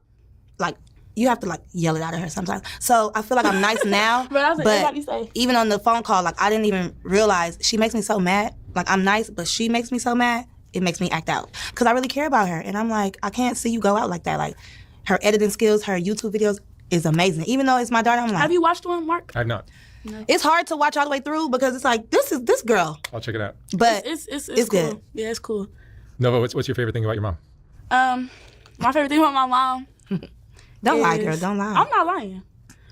That, you know, she accept me for who I am. You know, like I've been through all this and we've been through all this, and she still don't. Yeah, all this internet stuff that I be posting, it seems like she talk bad to me, but she really comfort me. You know, like she can talk all this shit, but when it's really time, when I'm really finna kill myself or when I'm really finna need help or something, and I could talk to her, I can really talk to her. Like it's not fake, it's not none of that. Like she really, like I be crying to her how I be losing weight and how what I be going through, and she be building me up and she making me have an appetite again. Like it's crazy. Like and that's why, like people do be saying like you need your mom. Like you know.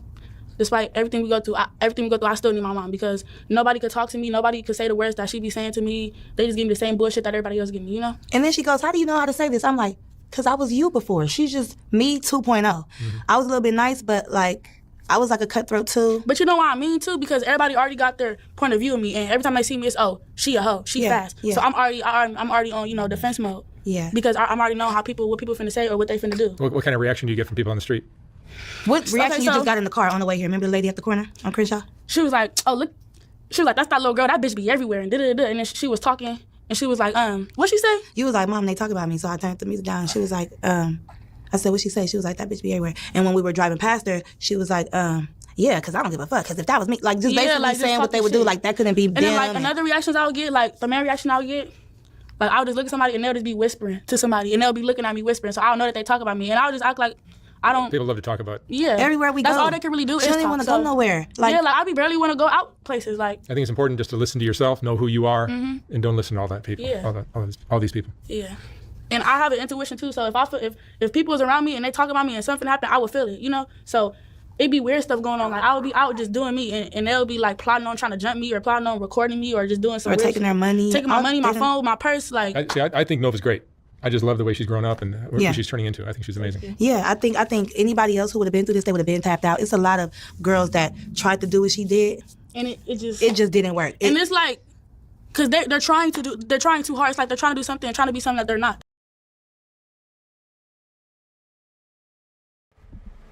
So it seems like they kind of have a good relationship mother-daughter wise. Oh,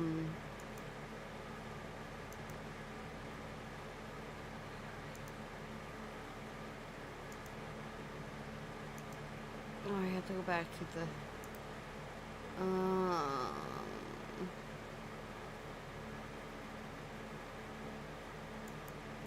just to see if I can find it. Okay. It seems like they get along when they're together, but I don't think any of us truly know, because it's just via interview. We don't know what their life is really like. We don't know how it's like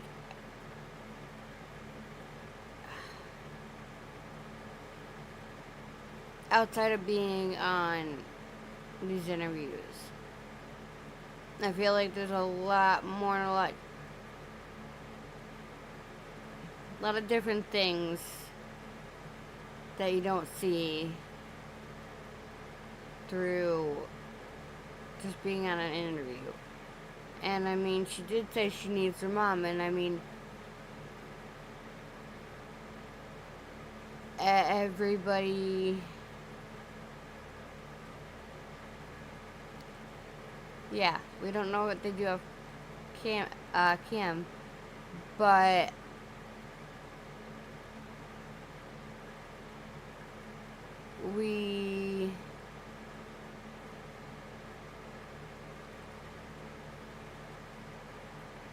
I don't know.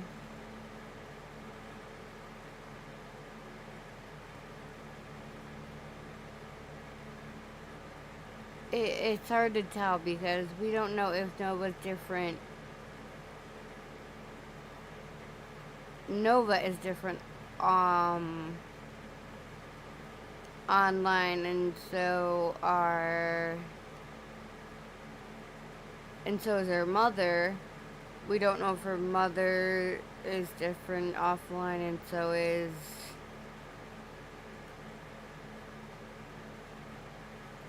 it's very hard. It really, really, really, really, really is. Because we just don't know these people. We don't know what they're going through. We don't know. We're not.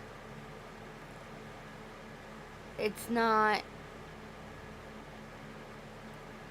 Hold on.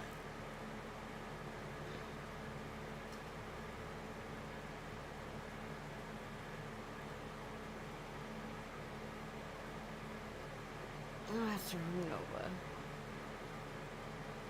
I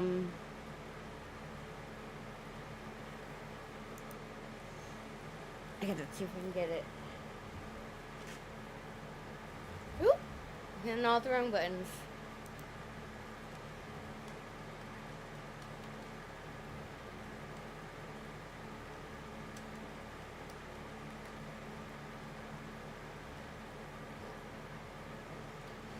It's just hard to know what it's like on the outside. We're not a fly on the wall. We're not.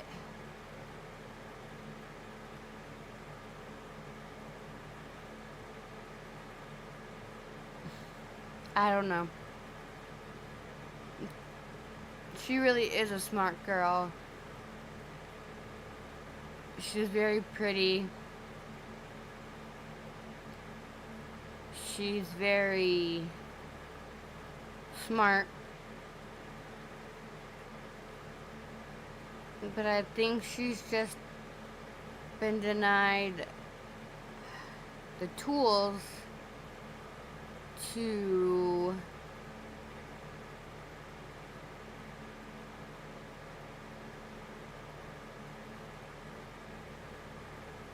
succeed in life, I guess.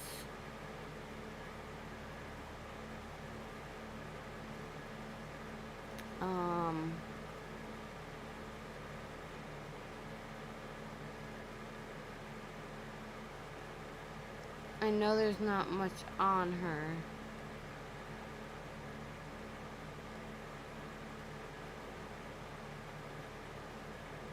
Trying to look for some things that are like on her and whatnot.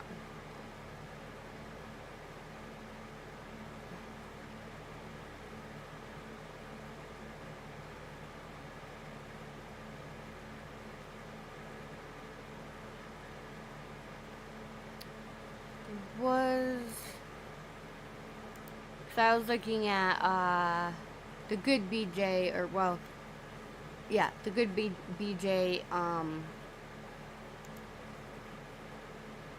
interviews, like what she covers, and she covers a lot of things. She covered the Free Britney movement and all of that, and one thing did catch my eye, because I know from TikTok and Dance Moms. So I did throw it on the list because it kind of piqued my interest. So I figure maybe I will end with this, and then tomorrow, depending on whatever the heck goes on these streets, you know, YouTube streets, because, I might review, I know Pooh went live, I think, right before me. Maybe go over her live, because it looks like she's covering Mooney Looney, so it's always interesting with Clue. I adore her. I love her. She's an amazing, wonderful person, and I learned so much from her, just like I've learned so much from Queen Bee. So I figured we'll leave out with one more video from BJ Investigates, and it's about JoJo Siwa. Now, I don't know exactly what it's about.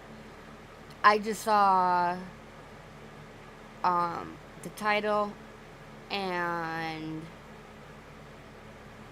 the face, and I knew who it was, so I just decided to add it to the playlist just to see what else BJ Investigate covers, because I really do like her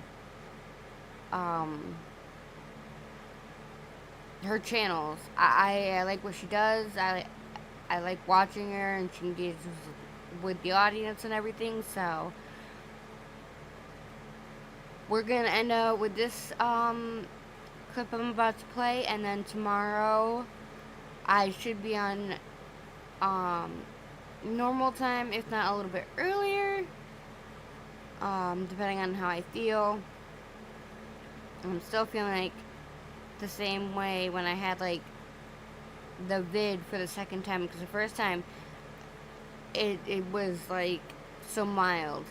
Second time, that's when it really hit. So we can watch this, and then I will be live tomorrow, and we will see what we can cover, what happens on YouTube, what craziness goes on. I mean, it is the weekend. God only knows what's gonna happen. So let's get started.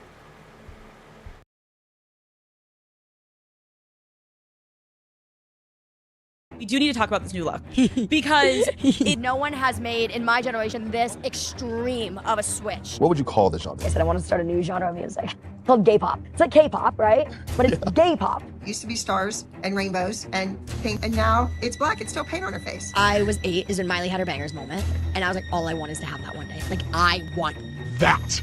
And then I got pitched this song, Karma, and first word is, and I was like, oh, it's a good song. I was like, but I can't say that. I can't say I'm a bad girl. I'm not. If I want my moment, this is my 180. This is my moment. I gotta ask you with the K-pop. Yes. A lot of people have come for you. Do you retract what you said? Have you? Literally, what did I say? I gotta like bust it to get this music done, right? And like it or not, you're gonna look. People are not gonna like it. People are gonna be mad at me, for sure.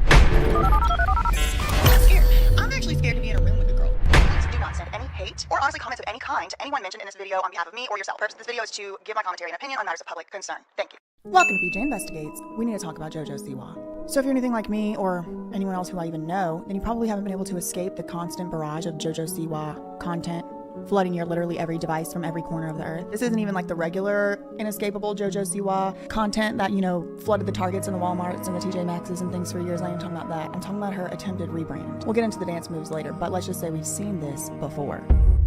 JoJo Siwa is no stranger to controversy, considering she famously stuck by her canceled YouTuber friends, such as James Charles, Shane Dawson, Colleen Ballinger, aka Miranda Sings. Are you friends with Colleen Ballinger still? Yeah, I've known Colleen since I was 12. I mean, that alone is ringing alarm bells to me, but let's continue. Wasn't she also friends with Paris Hilton? Didn't she do stuff with her? Yeah, no, I'm gonna call her Paris Handler. I'm blaming her for what happened to Britney Spears. Partially. I mean, Lou Taylor has quite a bit of blame to bear. Now, you might also remember like a completely distant reality where JoJo Siwa was just an innocent, cute little girl getting basically bullied by a giant lady on Dance Moms. You're not psycho enough. Did you watch the movie?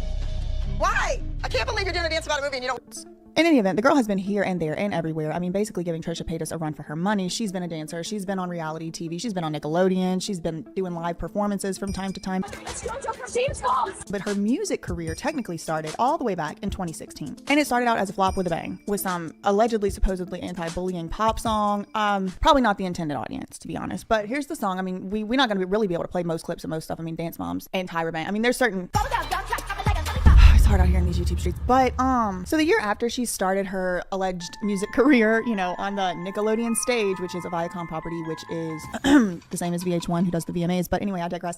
She started out her career basically on the Kids' Choice Awards stage. And you know, Kids' Choice Awards, now that I mention it, that's who gave Dan Schneider that award, wasn't it, in 2014? So 2 years later, then JoJo Siwa is on the stage. Well, just things to think about. That's why we do timelines here. Anyway, the next year, she was signed to Nickelodeon. And she wasn't signed like, oh, to Schneider's Bakery as an actress or something like that. No, she's going here, there, and everywhere, all over the Nickelodeon shows. It's not like, oh, JoJo Siwa's show. No, every show was her show. She was everywhere. Basically, she was like the Brian Peck of the new Brian Peck, Pickle Girl. Except, you know, so far not all those allegations, you know, innocent until proven guilty. And it's actually Nickelodeon, the company, that was responsible for launching all of those JoJo products all over the Walmarts and the Claire's and the every other thing. I had JoJo bows. I had rainbow one, I had pink glitter one, and I was adult. I had already graduated college when I had my JoJo bows. But I liked them. Maybe I'll start wearing bows again. I actually looked for one. I looked for one today. I might have gotten rid of the JoJo one. But they were good. They were large. They were good. I liked them.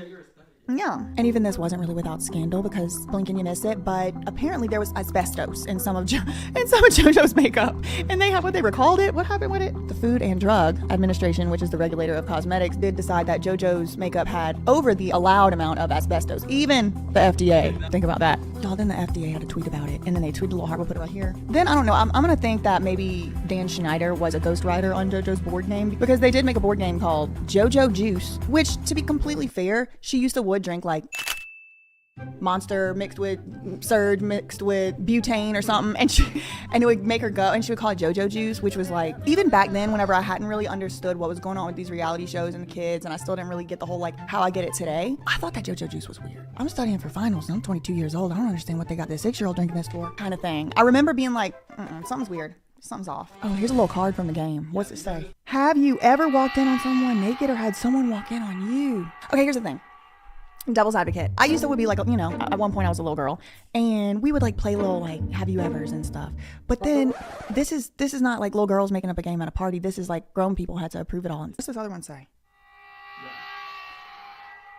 This is a grooming game. It's making little kids okay with talking about it with people or something. Or just like I'm making the executive decision right now. The game is canceled. It's recalled. FDA, where's my phone? I need my Barbie phone. I need to call the FDA. And now fast forward to today. She is participating in some questionable behaviors, twerking and grinding, looking like a clown, dressed up like a Kiss clown, like she's going to a child's birthday party. I don't know if she's going to a dance recital competition for 12-year-olds or if she's going to the mosh pit at the Ozzy Osbourne show, girl. I don't know what in the hell JoJo Siwa is dressed up for, but it can't be anything good. I have never seen anybody with this type of black eye stuff around their eyes up to any good. Never. It looks so unsettling. all roads leads to clowns. There's a little kid right there, so I'm gonna cover my face. I have already everywhere possible that I got none left in me. So not only does JoJo call this questionable and hideous look the Black Beast look. Tell me about this look here. This is my Karma Black Beast look. Got to bust it out of the vault today. It's got some rips in it, but you would never know. No. I mean, how would you be able to tell? If you looked close enough, yeah. But then she tries to gaslight us about it. Like, we gotta get back to the point. We have got to get back to the point as a society where we call ugly shit ugly. We got to get back to the point where we're like, nope, you took it too far. And I mean, JoJo Siwa is a precious, beautiful human being. She's very cute. She's got a beautiful face. There's no question about that. What I'm talking about is the ugly ass choices that she made. And not only she make these hideous choices, it's objectively ugly. It's ugly. She's like, oh no, it's just because y'all don't get it. People are afraid of things they don't know. People are not gonna like it. People are gonna be mad at me, for sure. Things can be scary for people. New things can be very, very scary. Like it or not, you're gonna look. See, this playing in our face. She's calling it the Black Beast look. She's not calling it the beautiful rainbow flower on a mermaid cloud look, the glitter sunshine rainbows look. She's calling it beast and then playing in our face like it's not ugly. It's ugly. You calling it a beast. Anyway, I'm not afraid of it, although, is she trying to warn me? Should I have been? Should I be? Anyway, so she released her music video for this song last week called Karma. But for weeks leading up to this song, she's been posting little snippets. She's done a really great job, or her marketing team has, with getting sort of hype going on about the song before it ever did come out. And I remember the first time I heard a little trailer of it, it was good. I was like, okay, yeah, like it's a bot, like, all right, but there was no video to go along with it or something, it was just the song. And I was like, okay, this is cute, this is nice. So she finally releases the song with a video last week. Like I said, her marketing team did a really great job. I mean, she was on the red carpet. She was getting interviewed by these actors that, I don't know if they picked them up from the same school where Boogie and Albert Minera Jr. went to school. I'm really not sure, but she was talking about she's gonna be the first person to ever transition from child star. I honestly think an adult star. What is that? I honestly think JoJo Siwa is playing in our face. Like, I think she's saying stuff that's gonna make people aggravated on purpose to get us to talk about it. It's literally a troll clown. A clown troll. They got different types of clowns. That was a troll kind. Playing in our face. So basically the streets are saying that this is just the latest antics in what had already started for JoJo in 2022 as her sort of tease into becoming an adult star or something. I don't adult star seems coded. There are people in my generation who have gone from child star to adult star. Streets are saying it all kind of started back in 2022 whenever JoJo did cut her hair really, really short. And maybe it was supposed to be a little bit more shocking and dramatic than it actually turned out being, because I think she just kind of looks the same with short hair. And she also came out as a lesbian or gay or something. Was she bi or gay or... I'll put a clip in right here of JoJo Siwa describing her own sexuality because far be it for me. I'm gay, at the time pansexual, bi, you know what I mean? Anyway, okay, so yeah, and that's not necessarily her transition into adult star. However, bringing up her sexuality in such a public way, in my opinion, does kind of make the public start to associate her with a romantic partner in general, of any gender. I knew since I was little that I was never straight. I knew that, and but I also was never like, oh, I'm gay, and which I do think allows for her to sort of mature in the public's eye in a way that, they did it with Britney and Justin. Are you still a virgin? It's like Miley and Lee, like she goes through them. Was running around with a gigantic... JoJo is nasty. The JoJo juice is nasty. I'm still kind of ruminating on it. No. I gotta bust a to get this music done, right? Did she say that on purpose? I gotta bust a to get this music done, right? And I am obsessed with it. If JoJo Siwa was in my chair, screaming with her voice she got, at me, I gotta bust a saying or a phrase like that, I might call the police. I might seek protective orders. It's Stevo. Clowns.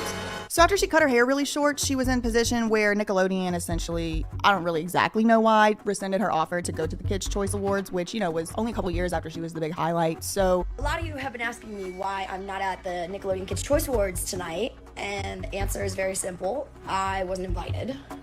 I'm not sure why, but I just didn't get an invite. My conspiracy theory is that was an orchestrated media push to publicly separate her from a children's network in order to further facilitate her transition into adult star, whatever the hell that is supposed to be. But that's just a conspiracy theory. I don't know. I wasn't there. Oh, also she was nominated for favorite TikToker or something. I mean, they didn't call it that. It was called something else. But it was basically she was nominated for an award and she still didn't get to go. I mean, that's kind of a little bit further support of my conspiracy theory. But I don't know. I wasn't there. Oh, and she lost to Dixie D'Amelio. Shocking. Who we haven't seen.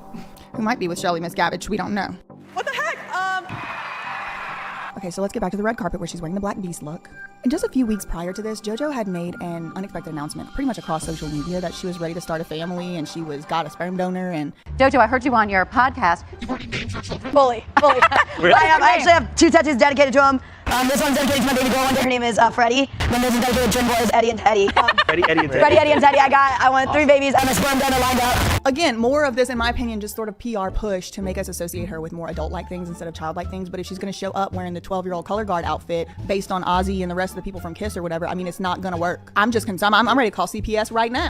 Wait, where's the sperm You already got it lined up. Is the sperm donor a friend? I'll tell you. I make great kids. You. I mean, Yes, is he here today? Maybe. I know who it is. Anyway. Oh, and then last year she pretended she was pregnant on Snapchat, which... There's another post of her holding her belly on Snapchat, and she has the caption written, "Team boy or team girl?" And she's smiling in bed, looks to be about, 3 months pregnant. Clearly she was just puffing her stomach out. Is a horribly insensitive joke to make and to pretend as, which, I didn't see the pregnancy test. Maybe she was. The rumor that JoJo Siwa was expecting a baby began in June 2020. What the hell? So she's 20? Wait, what? Because isn't she 20 now? So then wouldn't she be like a teenager that she shared with a test with a positive sign on it? What about like COVID? Girl, I don't know. I wasn't there, but I saw this whole pregnancy baiting. If I did that, I would be canceled. If I took a photo, bloated as hell, beside a box of Pampers diapers and said, I'm expecting, I would be Because isn't it like frowned upon since so many people have like trouble getting pregnant and stuff? Yes. But according to Yahoo, in 2022, JoJo talked about adding prenatal vitamins into her routine because she felt like they made her hair look amazing. This didn't seem to contribute to any pregnancy rumors, though. So the song comes out, and since the release of the song, she's actually been getting a lot of backlash. A lot of times it's kind of 50-50. Some people love her, she's polarizing, some people can't stand her, but it seems pretty unanimous that people are like, okay, fine, the song's fine, but JoJo's getting all kind of backlash, and she's getting backlash for a lot of reasons. Karma's a Beep was originally written by Antonia Armato, Tim James, and Desmond Child, and was produced by Rock Mafia and DJ White Shadow. So, unbeknownst to me until just a couple days ago, this song was actually already written 14 years ago. It was written back in 2010, and somebody else had already recorded it and made a whole music video and released it as their song already. Exactly the same song. And another thing, other than that person, they tried to already shill this song off to somebody. That's what lets me know the song has the sauce. Something in this song is designed to do a certain thing. If I had a wish, I would have never messed around. And the fact that this song was offered, maybe you didn't know, at first to Miley Cyrus, and she actually recorded a demo of the song back in, 2011? 12? I don't know, whenever Can't Be Tamed was. So back in the day, maybe 10, 15, 20, who knows, long time ago, and Miley Cyrus actually recorded it, but then, I don't know, I don't believe nothing they tell us, but allegedly the reason that Miley didn't go forward with the song is because it was too mature, because it had the F word in it, but she was out on stage with a weenie and with a film finger and bending over. This was 4 years before her transition to that. Oh, she wasn't ready to come out yet. She was just in the birdcage. No, I haven't really followed her career like that. I remember Party in the USA, I remember, oh, I gotta be another minute. That one was good. You know who Britt Smith looks like? Inessa Lee from the California Transhumanist Party, the director of ideology, who's married to the founder of the California Transhumanist Party, who wrote a book called like Equitableness or something. She did that, that song also has the sauce. And she looks just like this Britt Smith, like this like Ukrainian or like Russian or like something looking like supermodel, just waking up out of the bed looking like that. That's what Britt Smith looks like. I wonder if she's related to Inessa Lee from the California Transhumanist Party. I don't know. Now, from what I understand, you actually recorded this song back in 2012? Yes, yeah, back in 2012, so it's a shock to me. You know she had a twin sister, right? Britt Smith, she's a twin. And there used to be a duo and then they broke up. A twin robot from the factory? Well, the other one wanted to go to college and she wanted to keep doing music. They're from Connecticut. Both viable twins from Connecticut. Anyway, oh god, the web keeps webbing because this Britt Smith person, never heard of her in my life till before this. She was signed to Interscope and Jive Records, which ties us right back to the when she was 6 or something. But it's also obvious that this was their sort of coming out. They're like Britney Spears, Miley Cyrus, like turning into an adult moment. Honestly, I wanted to make art that made people go, what? Similar to Miley Cyrus bangers, Britney Spears' Slave for You. That for me was very important that I brought back crazy. Yeah. You know what I mean? And you're doing it. Look at you. And I do think it is interesting how they're doing it a little different now. It used to be like cover them in baby oil and get them in a basement with a bunch of dancers and that's their coming out or whatever. And now it's, or like, you know, get them on tape with Ray J. Kim, you're doing amazing. Push this me out. Or something, you know? But it is obvious to me that it's a PR media push stunt to make her an adult in our eyes or something. It's all choreographed, it's all planned, and the world's only seen a little teeny tiny bit of a plan. Yeah. So I'm excited for them to get to see more.